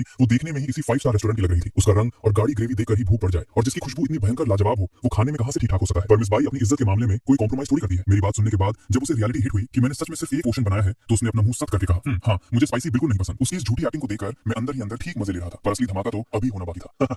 अब उसके मुंह पर जो तमाचा पड़ने वाला था और उसकी फटी हुई शक्ल देखने के लिए मैं सच में और ज्यादा वेट नहीं कर पा रहा था। रात को खाना खाने के बाद मैंने जानबूझकर एक काफी मुश्किल सा लगने वाला क्वेश्चन लिया और बाई निंगबिंग के पास पूछने चला गया। उस वक्त बाई निंगबिंग और सू वॉनरो मिलकर अपने दोस्तों के साथ गेम खेल रही थी। आज उनका सामना सीधा प्रो प्लेयर से हो गया था और उनकी गेम में बुरी तरह से धुलाई हो रही थी। सू वॉनरो गेम के अंदर चिल्ला रही थी, जल्दी आकर मुझे बचाओ। ठीक उसी वक्त मैंने उसके कमरे का दरवाजा नॉक किया। बाई निंगबिंग की सांस जैसे अटक सी गई थी। उसने झटके से आकर दरवाजा खोला और पूछा, क्या काम है। मैंने उसका ये इरिटेशन वाला चेहरा देखते ही समझ लिया कि गेम में इसकी पूरी वाट लग चुकी है, इसलिए मैंने ठीक ठाक नॉर्मल टोन में कहा, मुझे क्वेश्चन समझ नहीं आ रहा था तो मैंने सोचा तुमसे आकर पूछ लूं कि तुम्हें आता है या नहीं। कौन सा क्वेश्चन समझ नहीं आ रहा। बाई निंगबिंग वापस जाकर आलस में अपनी चेयर पर बैठ गई। उसकी दोनों लंबी टांगे आराम से सामने की तरफ फैली हुई थी। ये वाला। मैंने वो क्वेश्चन पेपर उसके हाथ में दे दिया। बाई निंगबिंग ने सिर झुकाकर उस क्वेश्चन को देखा पर ठीक उसी वक्त गेम के अंदर से सू वॉनरो की चिल्लाती हुई आवाज आई, बाई निंगबिंग तू मरने वाली है क्या, इतने मेन टाइम पर तू कहां गायब हो गई, अपना बेस उड़ने वाला है। फोन से आती इस आवाज को सुनकर मैंने स्माइल की और उसके फोन की तरफ इशारा करते हुए बोला, क्या मैंने तुम्हें डिस्टर्ब कर दिया। बाई निंगबिंग ने अपने फोन को एक नजर देखा और हाथ हिलाते हुए बोली, कोई बात नहीं, उन्हें इग्नोर करो, ये क्वेश्चन थोड़ा मुश्किल है, तुम मुझे सोचने के लिए थोड़ा टाइम दो। तभी सू वॉनरो की आवाज फिर से आई, सिस्टर बाई तुमने एएफई क्यों कर दिया, अपना बेस सच में उड़ने वाला है। उसकी ये आवाज सुनकर मेरी हंसी बस छूटने ही वाली थी। मैंने कहा एक काम करते हैं, जब तक तुम इस क्वेश्चन के बारे में सोच रही हो मैं तुम्हारी जगह थोड़ा गेम खेल लूं, क्या तुम्हें ये गेम खेलना आता है। बाई निंगबिंग ने डाउट के साथ मेरी तरफ देखा। ये सुनकर मैंने बड़ी शराफत के साथ कहा, हाँ थोड़ा बहुत आता है। पिछली लाइफ में जब ये लॉन्ग याओ गेम नया नया लॉन्च हुआ था तभी से मैंने इसको खेलना शुरू कर दिया था। स्कूल के दिनों में मैं दूसरों की रैंक पुश करके ही अपनी पॉकेट मनी निकालता था। अगर सिर्फ स्किल्स की बात करूं तो मैं किसी भी असली प्रो प्लेयर से कम नहीं था। ऊपर से ये गेम अभी नया स्टार्ट ही हुआ था। मैंने पिछले कुछ दिनों में इस वर्जन को समझने के लिए कुछ मैचेस खेले थे और अब मेरे लेवल का कोई टक्कर का प्लेयर ढूंढना ऑलमोस्ट नामुमकिन था। मेरा ये थोड़ा बहुत आता है सुनकर बाई निंगबिंग सोचने लगी कि मुझे मना कैसे करे। वैसे तो उस गेम को खेलने वाले बहुत लोग थे पर उनका सामना सीधा प्रो प्लेयर से हो रहा था तो मेरा जाना मतलब सीधा उन्हें फ्री किल्स देना था। फालतू में सामने वाली टीम को बस गोल्ड इकोनॉमी मिल जाती। बाई निंगबिंग के साथ खेल रही उन तीनों सहेलियों ने गेम में एकदम चुप्पी साध ली थी। वो मनी मन सोच रही थी कि चलो अब सीधा सरेंडर ही कर देते हैं। बाई निंगबिंग ने कुछ सेकंड्स तक मेरी आंखों में देखा और फिर बिना किसी एक्सप्रेशन के बोली, तुम्हें खेलना है तो खेल लो। उसकी परमिशन मिलते ही मैंने उसका फोन हाथ में लिया। मैंने नोटिस किया कि सामने वाली टीम में शेनमिंग नाम का जो प्रो प्लेयर था ये तो वही शिकार था जिसे मैंने कुछ दिन पहले ही बुरी तरह हराया था। मैंने हानशन कैरेक्टर को कंट्रोल करते हुए अपने हाई ग्राउंड टावर के पास खड़ा किया। मेरी टीम के सारे प्लेयर्स मर चुके थे और सामने वाले 5 जो अभी जिंदा थे। भले ही उनकी हेल्थ थोड़ी लो थी पर साफ दिख रहा था कि वो एक ही पुश में मैच खत्म करना चाहते थे। जब सबको लग रहा था कि गेम अब यही खत्म होने वाला है मैंने सीधा अपने हानशन को आगे बढ़ाया और टावर के पास आने वाले सारे मिनियंस को क्लियर कर दिया। मुझे इस तरह अकेले आगे आते देख उस प्रो प्लेयर ने पीछे मुड़कर अपनी टीम से पक्का यही कहा होगा, लो भाई गेम अब खत्म। उसकी बात पूरी होते ही मैंने एक फ्लैश मारा और स्किल यूज करके सीधा उन 5 के बीच में घुस गया। उसी वक्त मैंने अपना अल्टीमेट मूव मारा और एक झटके में उनके 2 प्लेयर्स को गायब कर दिया। किसी को बचने या हटने का 1 सेकंड भी टाइम नहीं मिला। वो बड़ा प्रो प्लेयर प्लेयर शेनमिंग तो बस हवा में ही उड़ गया और मर गया। 2 किल्स लेने के तुरंत बाद मैंने अपनी फास्ट फिंगर से तुरंत रेजरेक्शन आर्मर खरीद लिया और उनकी तरफ से होने वाले एक हैवी फोकस अटैक को झेल गया। फिर उतने ही मैंने उनके एक और प्लेयर को निपटा दिया और एंड में अपनी बैड एस और लाजवाब मूवमेंट स्पीड के दम पर मैंने अकेले ही सबको पेलकर साला पेंटा किल निकाल लिया। 1 सेकंड के लिए तो वहां पूरी तरह हवा भी शांत हो गई थी। शेनमिंग को समझ ही नहीं आया कि उसके साथ क्या हुआ और वो कब मर गया। और उधर गेम में सू वैनरू और उसकी पूरी टीम तो होश खो चुकी थी। भले ही सामने वाले बाकी 4 प्लेयर्स इतने ठीक ठाक नहीं थे, पर वो शेनमिंग तो सच में एक प्रो था और मैंने सीधा अकेले 1 वर्सेस 5 करके उन सबकी औकात दिखा दी थी। थोड़ी ही देर में सामने के बचे हुए 4 प्लेयर्स वापस जिंदा हो गए, पर मेरी सोलो पुश और next level in game commands के दम पर 5 मिनट से भी कम टाइम में हम सीधा उनके बेस में घुस गए। हमने गेम पूरी तरह पलट दिया था और हारी हुई बाजी को सीधा जीत में बदल दिया। बाई निंगमिंग ने सपने में भी नहीं सोचा था कि मैं गेम खेलने में इतना खतरनाक होऊंगा। अपनी हैरानी से बाहर आने के बाद वो मेरी तारीफ किए बिना नहीं रह पाई। तुम गेम सच में बहुत अच्छा खेलते हो। मैंने हंसते हुए अपने हाथ हिलाए। अच्छा ये सब छोड़ो, क्या तुम्हें उस क्वेश्चन को सॉल्व करने का आइडिया मिलता है? नहीं, उसका पूरा ध्यान तो मेरे बाप लेवल गेम प्ले को देखने में था। मैं एक बार फिर से चेक करती हूँ। उसने जल्दी से सिर झुकाया और क्वेश्चन को देखने लगी। वो क्वेश्चन सच में काफी मुश्किल था और उसमें ठीक ठाक दिमाग लगना था। वो ऑलमोस्ट किसी कंपटीशन लेवल की प्रॉब्लम थी। बाई निंगमिंग को डर था कि कहीं मैं सॉल्यूशन समझ ना पाऊं, इसलिए उसने एक एक स्टेप बहुत ठीक से डिटेल में लिखा। पूरा आंसर सॉल्व करने में पूरे 2 रफ पेजेस लग गए थे। मैंने सिर उठाया और उसकी तरफ देखकर एक कातिलाना स्माइल पास की। थैंक यू ये कहकर मैं उसके कमरे से बाहर चला गया और मेरी उस खूबसूरत और हैंडसम स्माइल को देखकर बाई निंगमिंग के दिल की धड़कन अचानक आउट ऑफ कंट्रोल हो गई और उसे दोबारा झटके लगने शुरू हो गए। उसके बाद बाई निंगमिंग अपने बेड पर लेट गई। उसे लैपटॉप की तरफ से सू वनरो और उन सबकी बातें सुनाई दे रही थी। सिस्टर बाई क्या फॉर्म चला गया? बाई निंगमिंग को मेरे जाते टाइम वाली वो हैंडसम स्माइल बार-बार याद आ रही थी और उसका ध्यान ठीक भटका हुआ था।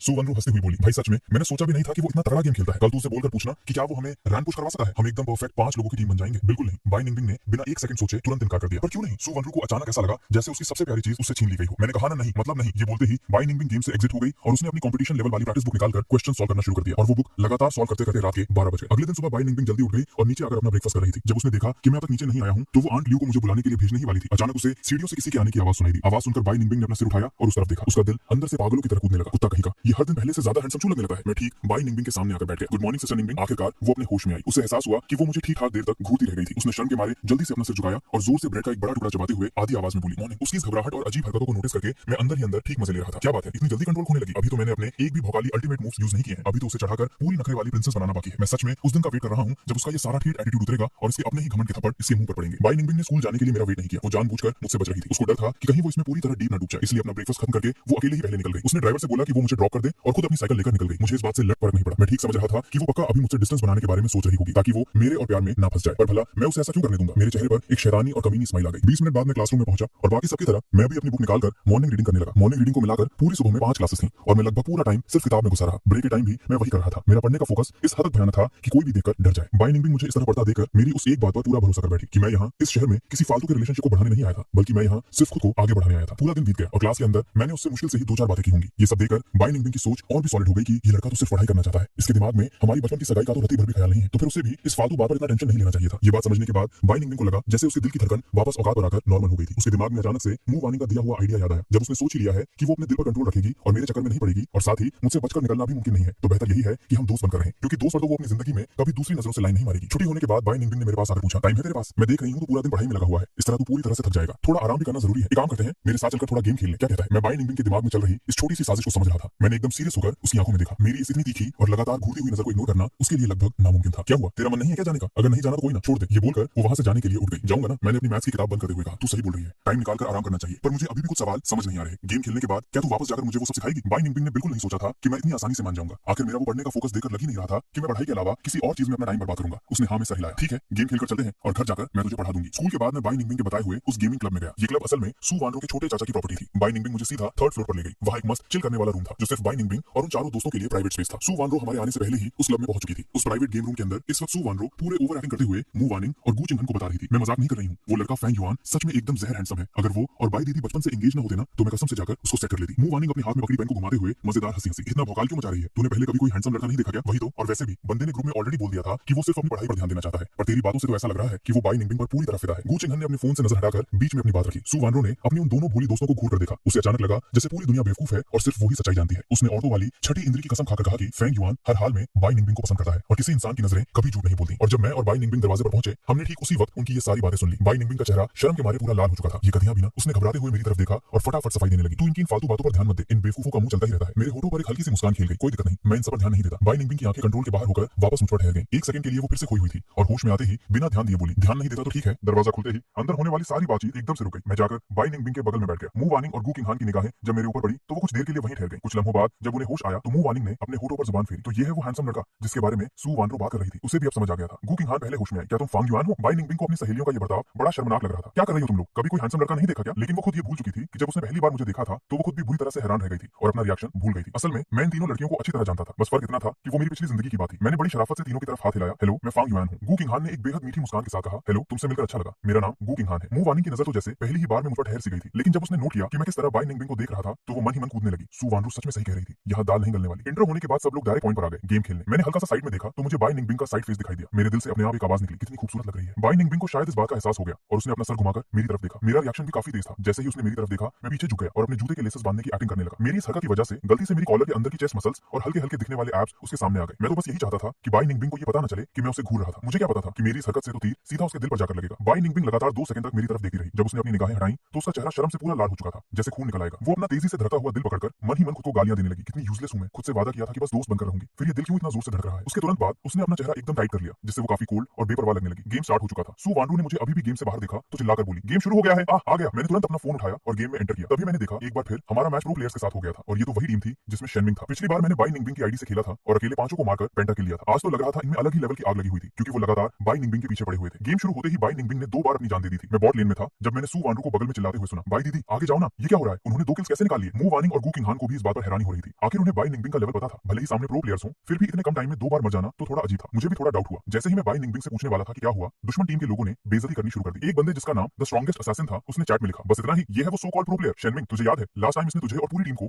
1v5 में हराकर पेंटा किल लिया था। तुझे यकीन है ये वही बंदा है। इतनी नूब। मैंने तो आराम से इसका काम तमाम कर दिया। ये तो पलटकर वार भी नहीं कर पाई। मिंग भाई मजाक तो नहीं कर रहे ना। शेनमिंग को भी थोड़ा डाउट होने लगा, क्या अकाउंट किसी और के पास है। द स्ट्रॉन्गेस्ट असैसिन फिर से ताना मारते हुए बोला। तभी मैं सोचूं, मैंने भी कहा था इतनी नूब मिंग भाई को कैसे हरा सकती है। सुवानरो का खून खौल उठा। क्या बकवास है ये, किसको नूब बोल रहे हो। बाई दीदी जाओ इनकी बैंड बजाओ। लेकिन बाई निंगबिंग का चेहरा बिल्कुल प्लान था। उसकी बाएं हाथ की उंगलियां स्क्रीन पर थोड़ी मुड़ी हुई थी। उसने नीचे देखा, उसकी 5 में से 3 उंगलियां सूजी हुई थी। सुबह बाथरूम जाते वक्त गलती से उसकी उंगलियां दरवाजे में आ गई थी। उस वक्त उसे उतना दर्द नहीं हुआ था तो उसे अंदाजा नहीं था कि ये इतना सीरियस हो जाएगा। जिंदगी भर अपनी शान में जीने वाली बाई निंगबिंग किसी दूसरे की इंसल्ट कैसे बर्दाश्त कर सकती थी, भले ही ये गेम क्यों ना हो। उसने अपनी उंगलियों को हल्का सा दबाया और जैसे ही वो जवाब देने ही वाली थी तभी फोन से एक बहुत ही एक्साइटिंग कंटीन्यूअस साउंड आई। Double kill, triple kill, quadra kill. सन्नाटा, एकदम मौत जैसा सन्नाटा। मैंने ग्लोबल चैट में एक सेंटेंस टाइप किया, बस इतना ही। ये लाइन उनकी बेइज्जती करने के लिए काफी थी। ऐसा लग रहा था जैसे उनका बाई निंगबिंग को नूब बोलना किसी किंडरगार्टन के बच्चे की बातों जैसा था। एक सिंपल बस इतना ही, बिना किसी का नाम लिए। लेकिन पेंटा के लेने के बाद ये बात बोलने का सीधा मतलब पता चल रहा था। जो द स्ट्रॉन्गेस्ट असैसिन अभी अभी बाई निंगबिंग का मजाक उड़ा रहा था, उसका चेहरा शर्म और गुस्से से जल रहा था। और सच्ची ताकत के सामने ये सारी धमकियां और बड़बोलापन बिल्कुल बेकार थे। वो 5 प्रो प्लेयर्स जिसमें से 3 सब्स्टिट्यूट थे, एक आम से खिलाड़ी के हाथों बुरी तरह पीटे गए। इससे बड़ी बेइज्जती और क्या हो सकती थी। सू वानरो और बाकी सब अब होश में आए। शुरू की हैरानी अब अंदर की बेहिसाब खुशी में बदल चुकी थी। बाई निंगबिंग मेरे सबसे करीब थी। वो हैरानी से मेरी एकदम शांत फेस प्रोफाइल को देखे जा रही थी। ये मेरी तरफ से उनको जवाब दे रहा है। अमीर घर की बड़ी बेटी बाई निंगबिंग ऐसी लड़की थी जो हर चीज अपने हिसाब से चलाती थी। आज तक वही हमेशा दूसरों के लिए स्टैंड लेती थी। कभी किसी ने उसके लिए आगे आकर कुछ नहीं किया था। वो बस हैरान होकर अपने बगल में बैठे मुझको घूरती रही। एक बार उन सबकी बोलती बंद करने के बाद मेरा मूड काफी हल्का और खुश हो गया था। इनकी औकात क्या है जो मेरी बाई निंगबिंग की बेइज्जती करे। मैंने अपनी उंगलियां स्ट्रेच की और पलटकर बाई निंगबिंग को देखते हुए एक खूबसूरत स्माइल दी। अब इनके मुंह से बकवास बंद हो गई होगी। मेरा वो मुस्कुराता चेहरा इतना हैंडसम लग रहा था कि उस लम्हे बाई निंगबिंग को लगा जैसे उसके दिल ने एक धड़कन छोड़ दी हो। उसने जल्दी से अपना चेहरा दूसरी तरफ कर लिया और थोड़ा एटीट्यूड दिखाते हुए बोली, थैंक्स। अपनी बेइज्जती और औकात बचाते हुए इस नखरे वाली राजकुमारी ने आगे ऐड किया। मेरा तो बस हाथ चोटिल था, इसलिए मुझे भी इस वक्त उसकी हाई ईगो का ध्यान रखना था। इसलिए मैंने उसी बात में हाँ मिलाते हुए कहा, अगर तुम्हारे हाथ में लग नहीं गई होती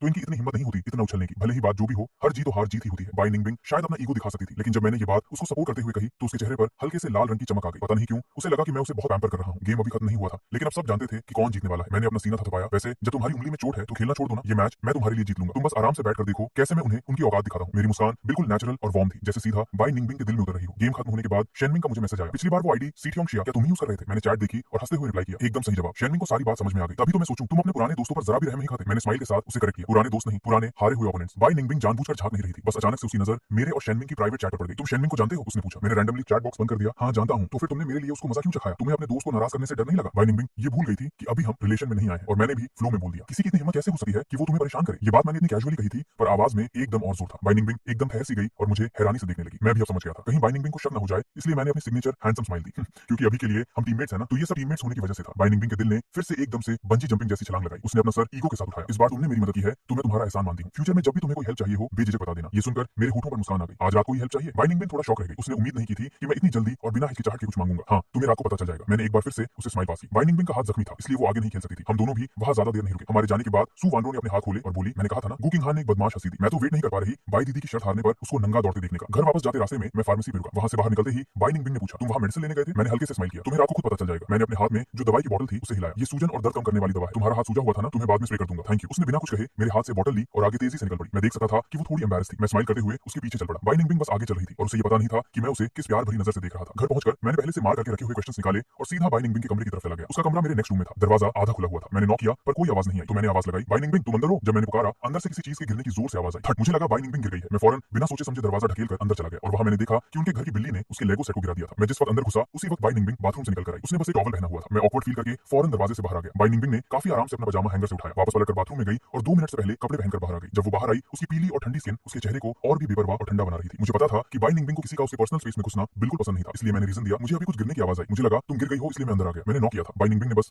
कहा। मेरे हाथ में पड़ी वर्कशीट को देखा और बिना किसी इमोशन के पूछा कौन से क्वेश्चंस नहीं आ रहे। मैं समझ नहीं पा रहा था कि वो गुस्से में थी या नहीं। वो खुद को कंसील करने में एक्सपर्ट थी, तो उसकी फीलिंग को रीड करना मेरे लिए पॉसिबल नहीं था उस वक्त। ये वाले नहीं आते। मैंने वर्कशीट खोलकर उसकी टेबल पर रखी। बाई निंगबिंग ने कुर्सी खींची, बैठी और वर्कशीट के क्वेश्चंस को ध्यान से देखने लगी। क्योंकि वो अभी नहाकर आई थी, उसके बदन से काफी फ्रेश और साफ बॉडी वॉश की खुशबू आ रही थी। मैं उसके बगल में बैठा, वो क्वेश्चंस पर फोकस कर रही थी और मैं उस पर। मैं उसे बिना छुपाए लगातार घूर रहा था। अपने मन में मैं खुद को कोस रहा था, कितना कर सकती है ये। मैंने तुम्हें बताया मैं क्यों अंदर गलती से आया। फिर भी उसने एक फ्लैट साफ फेस रखा हुआ है। क्योंकि मेरी निगाहें इतनी डायरेक्ट और लगातार थी, बाई निंगबिंग के लिए उन्हें इग्नोर करना लगभग नामुमकिन था। उसने अपने हाथ में पेन पकड़ा हुआ था और उसकी लंबी खूबसूरत उंगलियां उसे कसकर दबा रही थी। उसने पेन की ग्रिप टाइट की और उसके कान शर्म से इतने लाल हो गए थे कि यकीन करना मुश्किल था। वो पूरी तरह से अपना फोकस खो चुकी थी और सवाल पर ध्यान ही नहीं दे पा रही थी। आखिरकार उससे और बर्दाश्त नहीं हुआ। उसने अपना सर घुमाया और मेरी तरफ देखा। घूरना बंद करेगा या नहीं? चलो। आखिरकार उसने अपनी कोल्ड फेस के अलावा कोई और रिएक्शन तो दिया। उसकी टोन सुनकर मैं समझ गया था कि वो असलियत में गुस्से में नहीं है। मेरी जीत की खुशी मेरे चेहरे पर साफ दिख रही थी। मैंने मुस्कुराते हुए आराम से हाथ हिलाया। बाई निंगबिंग, मैंने एक चीज नोटिस की है, तू सच में काफी खूबसूरत है। ये सुनते ही बाई निंगबिंग के दिल में जैसे कोई बम फट गया। उसने ऐसी हड़बड़ी में अपनी नजरें चुराई कि उसकी घबराहट साफ झलक रही थी और उसी पैनिक में उसने ऐसी बात कह दी जो वो असलियत में फील नहीं करती थी। मुझे अच्छे से याद है तूने कहा था कि तू यहाँ सिर्फ पढ़ाई पर फोकस करने आया है और खुद को आगे बढ़ाने आया है, तो गलती से भी मेरे प्यार में पागल मत हो जाना।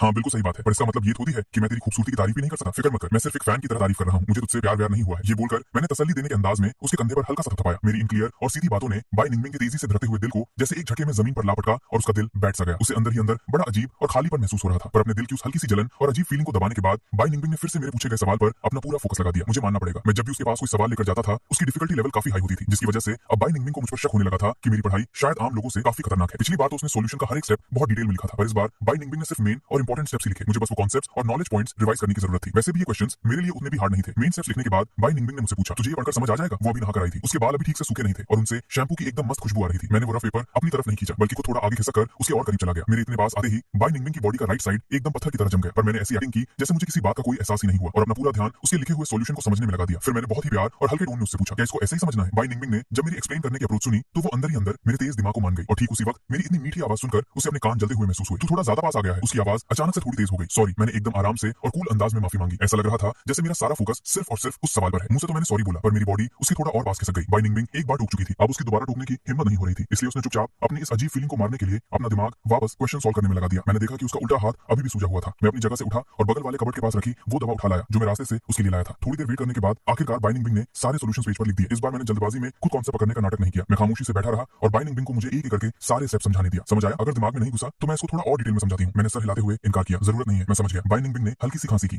तो फिर तेरा और कोई काम है यहाँ? इसका साफ और सीधा मतलब यही था, काम हो गया ना, अब तू बाहर क्यों नहीं निकल रहा? मैं उसकी इस बात का असली मतलब समझ गया और मन ही मन उस पर हंसने लगा कि अगर ये लड़की इतनी खूबसूरत नहीं होती तो इस औकात तोड़ने वाले नखरे और एटीट्यूड के चलते ये पूरी जिंदगी सिंगल ही मरती। मैंने मुंह खोलकर बोला, हाँ एक और बड़ा जरूरी काम बचा है। जरूरी काम? बाई निंगबिंग के तो पल्ले नहीं पड़ा कि अब क्या भौकाल बचा है। उसने ये सोचा ही था कि मैंने उसकी तरफ झुककर तुरंत उसका हाथ अपने हाथों में पकड़ लिया। उस एक सेकंड के लिए बाई निंगबिंग के दिल की धड़कन जैसे रुक सी गई थी और उसकी आवाज एकदम टाइट हो गई। ये क्या कर रहा है तू? मैंने उसके उस सूजे हुए लेफ्ट हैंड को अपनी तरफ खींचा और अपने राइट हाथ में पकड़ी दवा की बोतल को हिलाया। तेरे हाथ पर दवाई स्प्रे करने लगा हूं, तूने अभी तक यूज नहीं की ना? ओह, तो ये बस दवाई लगा रहा था। बाई निंगबिंग ने थोड़ी राहत की सांस ली। मैं देख रहा था कि वो बिना बात के काफी ज्यादा डर और टेंस फील कर रही थी। मैं जानबूझकर थोड़ा और उसके करीब गया और मेरी मुस्कान बड़ी होती चली गई। तुझे क्या लगा मैं तेरे साथ अकेले में क्या करने वाला हूँ? मेरे चेहरे पर उस हैंडसम और फ्लर्टी मुस्कान को देखकर बाई निंगबिंग की धड़कनें सीधा अपनी आखिरी लिमिट तक पहुंच गई। इसको अंदाजा भी नहीं है कि ये हंसते हुए कितना आफत लगा है। इस डर से कि कहीं मैं उसके जोर जोर से धड़कते दिल की आवाज न सुन लूं, बाई निंगबिंग ने अपने चेहरे पर तुरंत अपनी सड़ी हुई कोल्ड लुक वापस लाई और थोड़ा पीछे खिसक गई। मैं अपना हाथ को ठीक कर लूंगी। मैंने उसकी इस फालतू की जिद को भाव नहीं दिया। अगर तुझे खुद से लगाना आता तो आज पूरा दिन निकलने के बाद अब तक तू लगा चुकी होती। बाई निंगबिंग ने अपने उन बर्फीले और खतरनाक निगाहों से घूरकर मेरी तरफ देखा। आमतौर पर जब वो किसी की औकात नापने के लिए ऐसी लुक देती थी तो सामने वाले वैसे ही घुटने टेक देते थे, लेकिन आज उसका ये मैजिक फेल था क्योंकि उसे बस मेरा सर दिखाई दे रहा था। मैं अपना सर झुकाए उसकी उंगलियों पर दवा स्प्रे कर रहा था और फिर बहुत ही हल्के हल्के और पूरे प्यार से उसके सूजे हुए हिस्से की मालिश करने लगा। बाई निंगबिंग ये नया रूप देखकर इतनी ज्यादा सदमे में थी कि उसके मुंह से एक शब्द नहीं निकल रहा था। जब उसके दिमाग में एक वक्त पर 100 सवाल घूम रहे थे और दिल रोलर कोस्टर की तरह भाग रहा था, ठीक उसी लम्हे मैंने अचानक उसका हाथ छोड़ दिया। लो, हो गया। गुर्र गुर्र।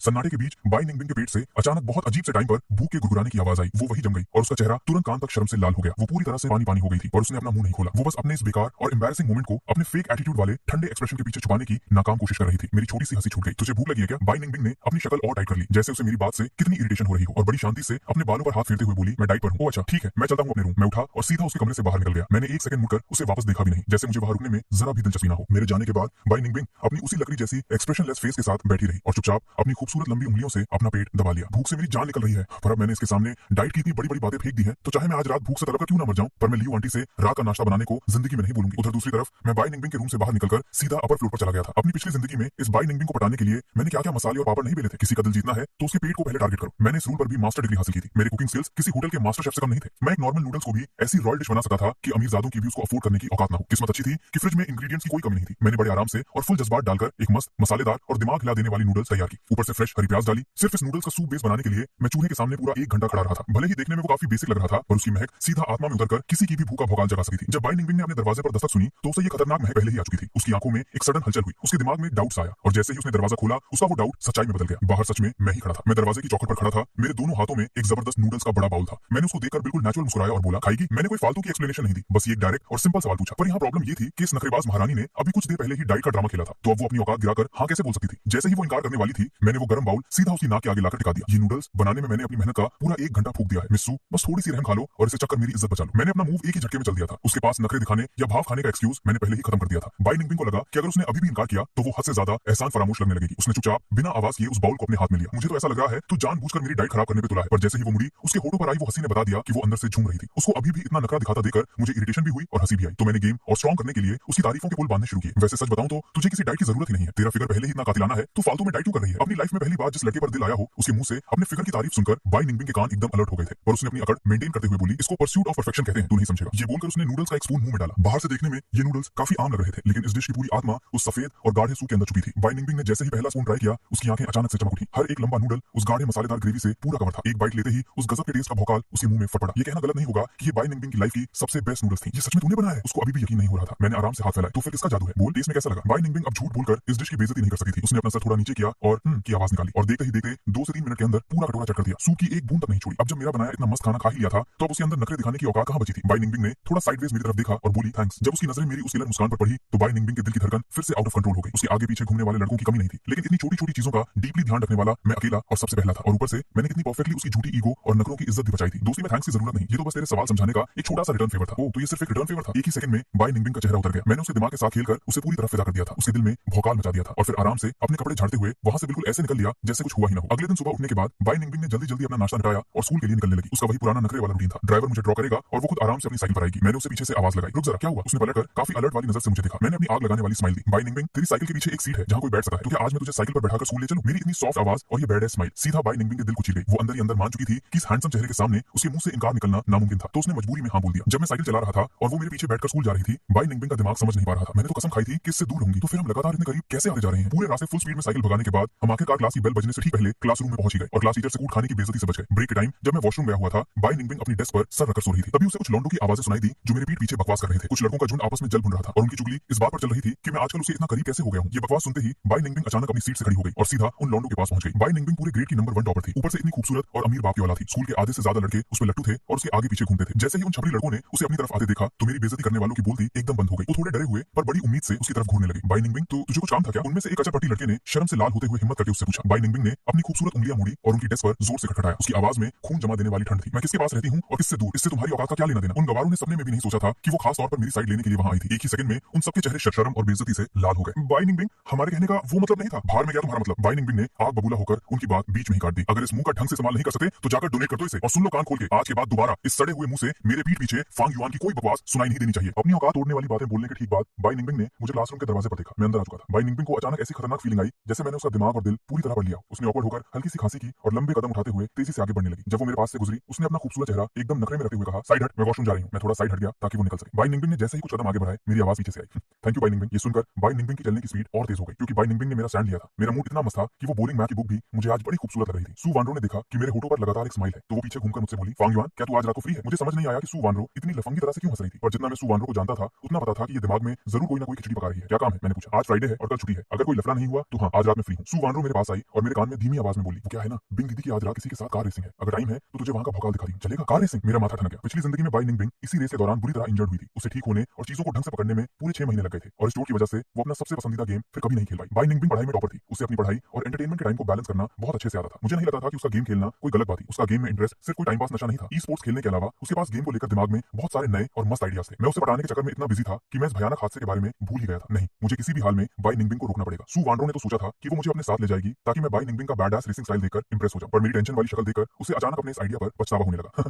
तू सोच कि मैंने तुझे कुछ बताया ही नहीं। तभी मैंने अपना सर उठाया और एकदम सीरियस होकर बोला, मैं चलूंगा। सु वानरो को दिमाग में डेंजर की घंटी बजी। उसे लगा कि वो पंगा करवाने वाली है। छोड़ो मुझे क्या, उसने सोचा। बाई निंगबिंग को खुद ही अपना दर्द सर संभालने दो। मेरे दिमाग में बस यही मैटर घूम रहा था। पिछली लाइफ में मैं लाइव कार रेस के इवेंट पर नहीं गया था। जब बाई निंगबिंग का एक्सीडेंट हो गया तब जाकर मुझे न्यूज मिली थी। मेरे दिल के अंदर एक अजीब सी घबराहट और डर बैठ गया था। जब बाई निंगबिंग बाहर से वापस आई तो उसने मेरी टेंशन और गुस्से वाली शक्ल देखी। उसे लगा कि शायद क्लास के लौंडों की बकवास सुनकर मेरा मूड खराब हो गया है। उसने मुझे पानी की एक बोतल पकड़ाई और बोली, उनकी बातों को दिल पर मत ले, वो ऐसे ही बकवास करते हैं। मैंने मुस्कुराते हुए पानी की बोतल ली और पूछा, तू तो वॉशरूम गई थी ना, फिर ये पानी कहां से आया? वो मुश्किल से कुछ ही मिनट के लिए बाहर गई थी। बाई निंगबिंग ने अजीब सा मुंह बनाते हुए अपनी नजरें घुमा ली और बोली, दे दिया तो पी ले चुपचाप, इतने सवाल क्यों कर रहा है? ओह ठीक है, थैंक यू। मैंने बड़ी शराफत से हाँ में सर हिलाया। जब मैंने देखा कि उसके कान शर्म से खून की तरह लाल हो गए हैं तो मेरे होठों पर आई वो हंसी रुकने का नाम ही नहीं ले रही थी। ये अभी भी इतनी पॉसेसिव और नखरे वाली है। बाई निंगबिंग ऐसी लड़की थी जो सिर्फ प्यार से मानती थी, अकड़ दिखाने से नहीं। मुझे इतनी शराफत से बात मानते देखकर उसे खुद पर बुरा फील होने लगा कि उसने मुझसे इतनी तेज टोन में बात की। वो समझाना चाहती थी पर जब उसने सर घुमाया तो जो शब्द उसके मुंह तक आए थे वो सब भूल गई। उस वक्त मैं बोतल का ढक्कन खोलकर सर पीछे किए पानी पी रहा था। क्या तू आज किसी के साथ रेसिंग करने जा रही है? बाई निंगबिंग ने थोड़ा साइड एंगल से अपनी ठंडी बर्फीली नजरों से मुझे देखा। उसकी आवाज में इरिटेशन साफ झलक रही थी। क्या ये सु वांडरो ने तुझे बताया? क्या तुझे भी वहां जाना है? मैंने नाम में अपना सर हिलाया और पूछा, क्या तू वहां जाने का प्लान कैंसिल नहीं कर सकती? बाई निंगबिंग ने हैरानी से मुझे घूरा। तू क्यों चाहता है कि मैं वहां ना जाऊं? मैं उसे ये थोड़ी बोल सकता था कि वहां जाने से उसे चोट लग जाएगी। उसके लिए तो ये किसी गाली या बद्दुआ जैसी बात होती। थोड़ी देर वहां शांति रही जिसके बाद बाई निंगबिंग नहीं चुप्पी तोड़ी। एक काम करते हैं, तू भी मेरे साथ ही चल पड़। मेरे दिमाग में उसे रोकने का कोई सॉलिड बहाना नहीं आ रहा था तो मजबूरी में मैंने अभी के लिए हाँ बोल दी, ये सोचकर कि जैसा टाइम आएगा वैसा एक्शन लूंगा। स्कूल छूटने के बाद मैं बाई निंगबिंग और सु वांडरो के साथ वहां से निकल पड़ा। स्कूल के गेट से निकलते ही हमने सीधा रेस के ग्राउंड के लिए एक कैब पकड़ ली। रेस की जगह यूएमिंग माउंटेन पर थी। वहां पहाड़ के चारों तरफ एकदम भयानक और घुमावदार सड़ी हुई रोड थी। यहाँ पर रेस करना बिना किसी शक के सीधा मौत के मुंह में गाड़ी डालने जैसा खतरनाक था। पहाड़ के आधे रास्ते पहुंचते ही हमने देखा कि रोड के किनारे अजीबोगरीब कपड़े पहने हुए लड़कियों का एक झुंड खड़ा था। उन लड़कियों के हाथ में चीयर करने वाली हवा भरी हुई सिक्स थी। उन लड़कियों के ठीक सामने कुछ स्पोर्ट्स कार्स खड़ी थी। एक कार के हुड पर एक आदमी टेक लगाए खड़ा था जिसके दोनों बाजुओं पर टैटू छपे हुए थे। देखने में वो ज्यादा बड़ा नहीं लग रहा था, शायद 20-22 साल का होगा। ये कोई ऑफिशियल आर्म रेस नहीं थी तो जाहिर सी बात है कि वहां यूज होने वाली कार्स भी लीगल रेसिंग कार्स नहीं थी। गु किंगहान और मू वानिंग वहां पहले से ही हमारा इंतजार कर रही थी। बाई निंगबिंग को गाड़ी से उतरते देख उन्होंने हाथ हिलाया और पुकारा, बिंग दीदी। कार के हुड पर टिके उस टैटू वाले लौंडे ने एक एकदम घटिया और चिड़न भरी हंसी दिखाई। मिनियांग क्लब के कचरे। जैसे ही मैंने उस लुखे को देखा मेरे अंदर की घबराहट अपनी आखिरी लिमिट पर पहुंच गई और मुझे अचानक से समझ आ गया कि मैं बाई निंगबिंग को इस रेस से क्यों नहीं रोक सका, क्योंकि यही वो कमीना था जिसने रेसिंग के दौरान मिनियांग क्लब के कई सारे प्लेयर्स का एक्सीडेंट करवाया था, जिसकी वजह से उनका करियर हमेशा के लिए खत्म हो गया। सिर्फ इतना ही नहीं, मू वानिंग भी उसके खिलाफ रेस करते वक्त बुरी तरह इंजर्ड हुई थी। बस फर्क इतना था कि मू वानिंग का एक्सीडेंट मेरे और बाई निंगबिंग के मिलने से पहले हुआ था। आज बाई निंगबिंग यहाँ इन सब चीजों का भयानक बदला लेने आई थी। मैंने एक लंबी सांस खींची और बाई निंगबिंग के पीछे पीछे कार से उतरा। जैसे ही सब लोगों ने बाई निंगबिंग को गाड़ी का दरवाजा खोलते देखा, कार पर टिका वो आदमी फिर से ताने मारने लगा, ओहो आइए आइए, ये तो हमारी बाई खानदान की बड़ी मैडम है ना। आपका भौकाल तो सच में कमाल का है। आपने हमें यहाँ कब से इंतजार करवा रखा है। अगर तुझे पता है कि मेरा भौकाल कितना बड़ा है तो थोड़ा टाइम मेरे लिए वेट करना कौन सी बड़ी बात हो गई तेरे लिए। बाई निंगबिंग की काली आंखें इस वक्त बर्फ की तरह ठंडी और दूर की थी। या फिर लगा है तुझे मौत के पास जाने की बड़ी जल्दी है कि जीव अंदर ही अंदर बुरी तरह जल भुन रहा था, पर उसकी औकात नहीं थी कि वो सबके सामने बाई निंगबिंग से डायरेक्ट पंगा ले। आखिर वो एक असली अमीरजादी थी। उसने अपने चेहरे पर एक फेक हंसी चुकाई, अपने दोनों हाथ हवा में फैलाए और बोला, बाई मैडम कैसी बातें कर रही हैं आप यहाँ आई हैं और मुझ किज्जू के साथ रेस करने को तैयार हैं। इससे बड़ी खुशकिस्मती मेरे लिए और क्या होगी। फालतू की बकवास बंद कर। इस रेस में अगर तू हारा तो तू हमेशा के लिए इस रेसिंग की दुनिया से बाहर निकल जाएगा। किज्जू को उसकी बेइज्जती से घंटा फर्क नहीं पड़ा। उसने हाथ खोले और हंसते हुए बोला, असली मर्द अपनी जुबान से नहीं पलटते। जब वो पलटा तो उसने मेरी तरफ एक बहुत ही घटिया और तीखी नजर डाली, जिसके बदले में मैंने उसको अपनी एकदम परफेक्ट स्माइल चुका दी। इस कमीने का तो मुंह तोड़ने का मन कर रहा है मेरा, बस पता नहीं कि इसमें कूट खाने की औकात है या नहीं। बाई निंगबिंग ने सर घुमाया तो उसने एक्जैक्टली मुझे हंसते हुए देख लिया। उसकी भौहें गुस्से में बन गई। तू ये किसी नल्ले आशिक की तरह हर किसी को इतनी मस्त हंसी क्यों दिखाने लगता है? ये किज्जू का दिमाग बहुत खतरनाक है, ध्यान रखना कहीं ये तेरे साथ कोई गेम ना खेल जाए। उसकी टोन काफी गुस्से वाली थी पर उसमें छिपी हुई मेरे लिए फिक्र साफ नजर आ रही थी। मैंने आंखें छोटी करके उससे एक प्यारी सी स्माइल दी। जब तू मेरे साथ है तो किसी बाप की हिम्मत जो मुझे कुछ बोल दे। बाई निंगबिंग मेरी आंखों में अपने लिए इतना भरोसा देकर अंदर ही अंदर बहुत खुश हो गई। फिर उसने हल्के से खांसी की और एटीट्यूड में आकर बोली,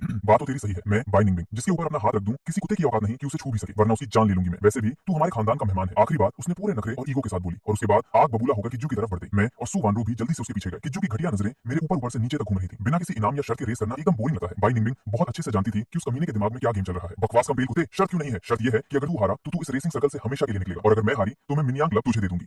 भाई मैडम इतना गुस्सा क्यों हो रही है? मैं तो बस ये कह रहा था कि ये शर्त थोड़ी फीकी लग रही है। एक काम करते हैं। उसने एक बार फिर से घूमकर मेरी तरफ देखा। बाई निंगबिंग का चेहरा एकदम पत्थर जैसा हो गया था। तुझे रेस करनी है या नहीं? अगर टाइम पास करना है तो मैं निकलूं यहाँ से। मुझे लगा बाई निंगबिंग को रेस से रोकने का इससे बढ़िया चांस मुझे नहीं मिलने वाला। मैं बाई निंगबिंग के पीछे से निकलकर आगे आया और बोला, एक काम क्या करते हैं? किज्जू गाड़ी के हुड से सीधा खड़ा हुआ और अपने दोनों हाथ अपनी जेब में डाले। एक काम करते हैं, इसमें एक और शर्त जोड़ते हैं। ये बाई मैडम का छोटा बॉयफ्रेंड है ना, आज की इस रेस में हम एक डील करते हैं। अगर मैं हार गया तो मैं सिर्फ रेस सर्कल से बाहर नहीं जाऊंगा बल्कि मैं फेयांग क्लब को मिस्सू के नाम कर दूंगा और उन सारे प्लेयर्स जिनके पैर टूटे थे उनके सामने सबके सामने हाथ जोड़कर माफी मांगूंगा। उन सारे बेचारे प्लेयर्स के पैर तोड़ने का मास्टरमाइंड ये किज्जू ही था। बाई निंगबिंग ने अपने गुस्से वाले चेहरे के साथ कहा, तेरी औकात कैसे हुई ये सब सोचने की? तेरे उस कचरे जैसे फेयांग क्लब में मुझे रत्ती भर का इंटरेस्ट नहीं है। अब बता रेस होगी या नहीं? बाई निंगबिंग के मुंह से ये आखिरी शब्द निकलने से पहले ही मैंने बीच में उसकी बात काट दी। तो तेरी शर्त ये है कि मैं दांव पर लगूं? मैंने दोनों हाथ अपने सीने पर बांधे और उसकी औकात दिखाने वाली स्माइल के साथ उसको घूरा। किज्जू ने अपने होंठ दबाए, उसके चेहरे पर एक कमीनी सी मुस्कान थी। बिल्कुल सही पकड़े, ये तू क्या कर रहा है? बाई निंगबिंग ने मेरा हाथ खींचा और गुस्से से चिल्लाई। मैंने अपना ध्यान किज्जू पर ही रखा। जब मैं शर्त की कंडीशन हूं तो अपने डिसीजन लेने का हक मेरा होगा ना। ओहो तो तू क्या डिसीजन लेना चाहता है? किज्जू की आंखों में और इंटरेस्ट जग गया। बाई निंगबिंग को पल्ले ही नहीं पड़ रहा था कि मैं क्या गेम खेल रहा था। उसने सोचा कि वो मुझे सीधा यहाँ से वापस ले जाएगी और किज्जू को किसी और दिन औकात दिखाएगी। जैसे ही ये प्लान उसके दिमाग में आया मेरी आवाज वहां गूंजी, तेरे साथ रेस मैं करूंगा और अगर तू हारा तो तू वही करेगा जो तूने अभी अभी कहा था। तू माफी मांगेगा और वो फेयांग क्लब तू बाई निंगबिंग के नाम करेगा और अगर तू हार गया तो किज्जू की वो बुरी हंसी और फैल गई। मैंने आराम से अपने दोनों हाथ खोले, तो तुझे जो चाहिए तू वो रख लेना। रेस की स्किल्स के हिसाब से मेरी क्या औकात थी कि मैं इस किज्जू जैसे चिरकुट से हार जाऊं।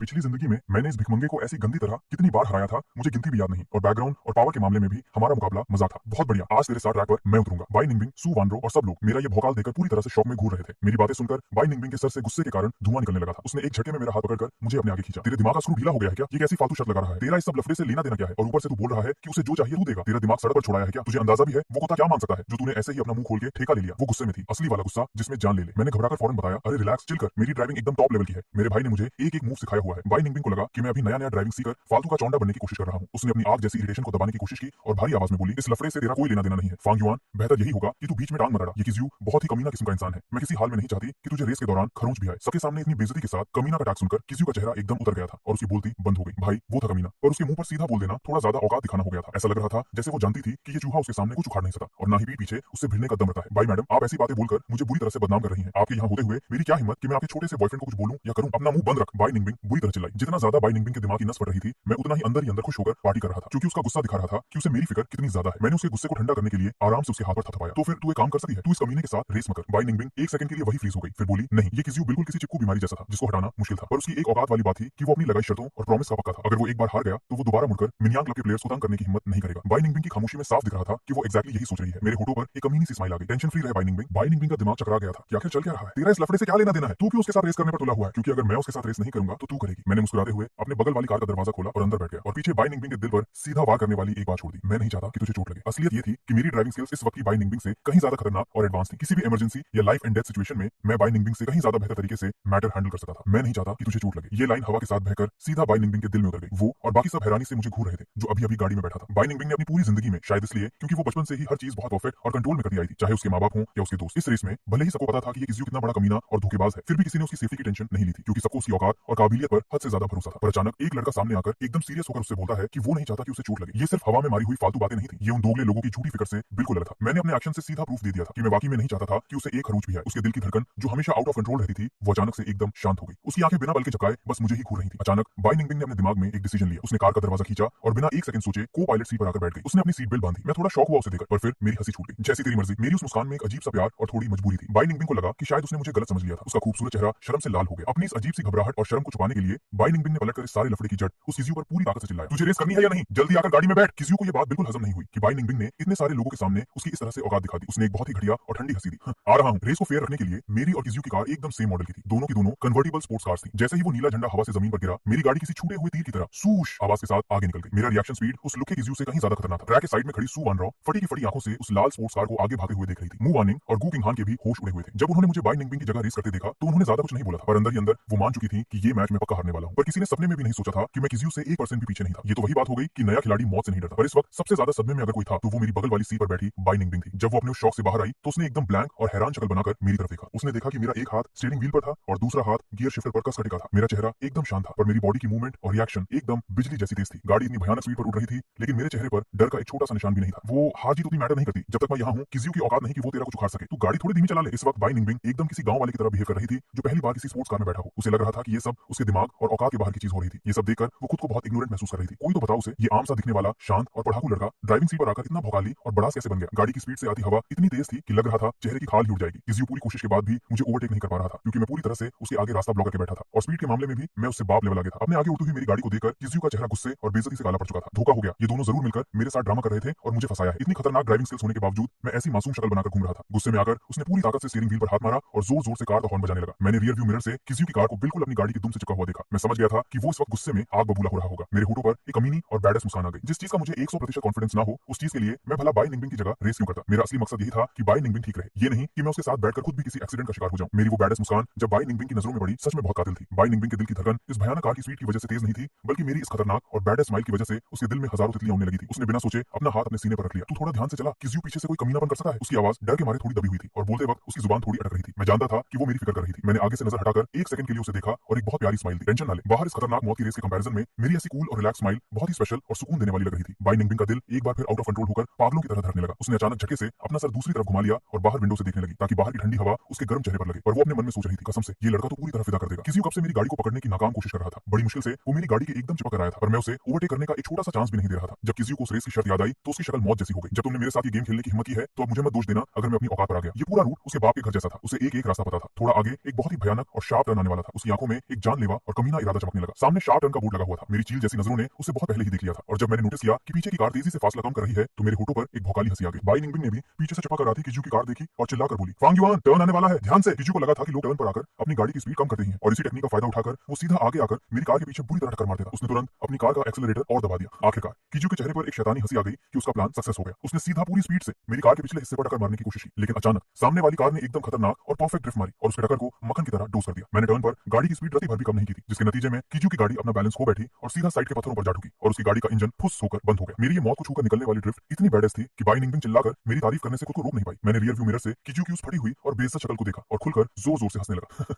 दूसरों की कब्र खोदने निकला था, खुद ही उसमें गिर गया। मेरी वो क्लियर और कॉन्फिडेंट हंसी में एक अजीब सा सुकून और टशन था। बाई निंगबिंग की आंखों में जो हैरानी थी वो धीरे धीरे नॉर्मल होने लगी। जब उसने साइड से मेरी प्रोफाइल को घूरा तो उसकी नजरों में एक नया और बिल्कुल अनजान इमोशन दिख रहा था, एकदम शांत, दिमाग वाला, हिम्मत वाला और टोटली फोकस। इंजन बंद होने के बाद किजू वही रोड पर किसी कचरे की तरह पीछे छूट गया था। रेस का फिनिश लाइन वही था जहां से हमने स्टार्ट किया था। फिनिश लाइन के बाहर खड़े सारे लोग अपनी गर्दन घुमा घुमा कर हमारा इंतजार कर रहे थे। जब वहां अचानक से एक लाल रंग की स्पोर्ट्स कार की एंट्री हुई तो सबके दिलों की धड़कन रुक गई और जब उन्होंने आंखें फाड़कर उस कार का नंबर प्लेट देखा, पूरे ग्राउंड में पब्लिक खुशी से चिल्ला पड़ी। सू वानरो का जबड़ा जमीन को छू रहा था। भाई साहब, ये कैसे हो गया? जैसे ही मेरी गाड़ी बाहर रुकी, मैं पूरी तरह से उन चिल्लाते हुए और चीयर करते हुए लोगों से घिर गया था। करीब 2 मिनट के भयानक इंतजार के बाद तब जाकर किजू की कार नजर आई। किजू की आंखों में इस वक्त सिर्फ और सिर्फ खून और बदला दिख रहा था। जब उसने रोड के किनारे खड़ी बाई निंगबिंग को देखा तो उसकी आंखें छोटी हो गई। उसने तुरंत अपनी गाड़ी की स्पीड बढ़ाई और सीधा उसे उड़ाया। बच गए! जब मैंने देखा कि किजू की कार पूरी स्पीड से बाई निंगबिंग की तरफ भाग रही है तो मेरा दिल सीधा मेरे मुंह में आ गया। मैंने एक ही झटके में आगे बढ़कर उसका हाथ खींचा। इस झटके की वजह से उसके दांत उसके होठों पर लग गए और उस चक्कर से उसके होठों से खून निकल आया और उसके ठीक साइड में वहां उन चीयर लीडर लड़कियों की खाली बियर की बोतलें रखी हुई थी और वो बोतलें ठीक बाई निंगबिंग की कमर पर जाकर लगी। उसके मुंह से दर्द की एक आवाज निकली। ऐसा लगा जैसे उसकी जान ही निकल गई हो। तू ठीक तो है? बाई निंगबिंग ने एक हाथ अपनी कमर पर रखा हुआ था और दूसरे हाथ से उसने मेरे हाथ को कसकर पकड़ रखा था। जब उसने मेरे चेहरे पर ऐसी जान निकाल देने वाली फिक्र देखी तो दर्द में होते हुए भी बाई निंगबिंग ने मुस्कुराने की कोशिश की। तू खुद बता, कहीं ज्यादा चोट तो नहीं लगी ना? मैं ठीक हूँ। ठीक उसी वक्त मेरे पीछे कार के दरवाजे का जोर से बंद होने का साउंड आया, बैंग, और उसके बाद किजू की वो आलसी और कमीनी आवाज सबके कानों में पड़ी। अरे सॉरी सॉरी मिस्सू, मेरा ध्यान नहीं गया, मैंने देखा नहीं आपको। मैं पहले से ही जानता था कि किजू किस लेवल का गिरा हुआ इंसान है, पर मैंने सपने में भी नहीं सोचा था कि वो सबके सामने ऐसी घटिया हरकत करने की औकात दिखाएगा। मैंने अपने दिमाग के फटने वाले गुस्से को पूरी तरह दबा लिया। मैंने पलटकर सीधा किजू को घूरा। आंखों में चर्बी चढ़ी है क्या तेरी, या फिर मौत बुला रही है तुझे? ये सुनकर किजू का एटीट्यूड भी एकदम बदल गया। उसने किसी मौत के डर जैसी नजरों से मुझे घूरा। तब तक सू वानरो और बाकी सब होश में आ गए थे और उन्होंने सीधा किजू को गालियां बकना शुरू कर दिया। हमारी बाई दीदी पर गाड़ी चढ़ाने की कोशिश करता है, तेरी औकात और हिम्मत कैसे हुई? सू वानरो जरा भी डर नहीं रही थी। उसने दोनों हाथ अपनी कमर पर रखे और उस लुके के ठीक सामने आकर खड़ी हो गई। मू वानिंग और गू किंग हान दोनों उसके लेफ्ट और राइट में थे, बिल्कुल किसी बॉडीगार्ड की तरह। उन तीनों ने किजू को ऐसी नजरों से देखा जैसे उसे जिंदा ही कचरा चबा जाएंगे। उनकी आंखें बता रही थी कि वो बिना इसका हिसाब बराबर किए वहां से हिलेंगी नहीं। किजू के चेहरे की चमड़ी हल्की सी कांप रही थी। मैंने अभी बोला ना कि मैंने नहीं देखा था, ये बाई खानदान की इकलौती लड़की है, मेरी इतनी औकात कहां कि मैं इस पर गाड़ी चढ़ा दूं? माफी मांग तो ली है मैंने। मैं बिना किसी एक्सप्रेशन के चलते हुए किजू के ठीक आगे आकर खड़ा हो गया। किजू ने एक और फेक मुस्कान दिखाई। उसने अपना सर थोड़ा साइड किया और हंसते हुए मुझे ताने वाली लुकी। अचानक मैंने अपना हाथ उठाया और एक जोर का मुक्का उसकी कमीनी शक्ल पर थूक दिया। मैंने उसका कॉलर गुस्से में खींचा और उसे हवा में उठाकर उसकी ही कार के दरवाजे पर पूरी ताकत से दे मारा और उसके कान के पास आकर मौत की आवाज में धमकी दी। मेरे साथ ये छोटी मोटी ट्रिक्स खेलने की कोशिश मत करना, तेरे सड़े हुए दिमाग में जो कूड़ा चल रहा है ना, वो मैं सब जानता हूँ। तेरी ये कुत्ते की मौत मैं खुद लिखूंगा और ये दिमाग से निकाल दे कि बाई निंगबिंग तेरी बहन की एहसानमंद है, तो तू यहाँ भगवान बनकर कुछ भी उखाड़ लेगा। ये बात सुनते ही किजू की आंखें बुरी तरह कांपने लगी। वो सालों से यहाँ पर इतना नंगा नाच इसलिए कर पा रहा था क्योंकि उसे पता था कि बाई निंगबिंग उसके बहन के एहसान के तले दबी हुई है। मैंने झटके से उस कचरे का कॉलर छोड़ दिया और अपने हाथ किसी गंदगी को छूने के बाद जैसे साफ करते हैं वैसे झाड़े। मेरे और किजू के बीच में क्या बातें हुई थी किसी तीसरे इंसान ने नहीं सुनी थी, यहाँ तक कि सू वानरो और मू वानिंग ने भी नहीं। और उस वक्त बाई निंगबिंग को भी कुछ सुनाई नहीं दिया। रेस एंड हो चुकी थी। किजू के पास शर्त मानने के अलावा कोई रास्ता नहीं था। उसने फेयांग क्लब सीधा बाई निंगबिंग के नाम कर दिया और उसी वक्त हमेशा के लिए इस रेसिंग की दुनिया से बाहर निकल गया। बाई निंगबिंग की कमर पर जो बियर की बोतले से चोट लगी थी, थोड़ी देर आराम करने के बाद वो ठीक हो गई।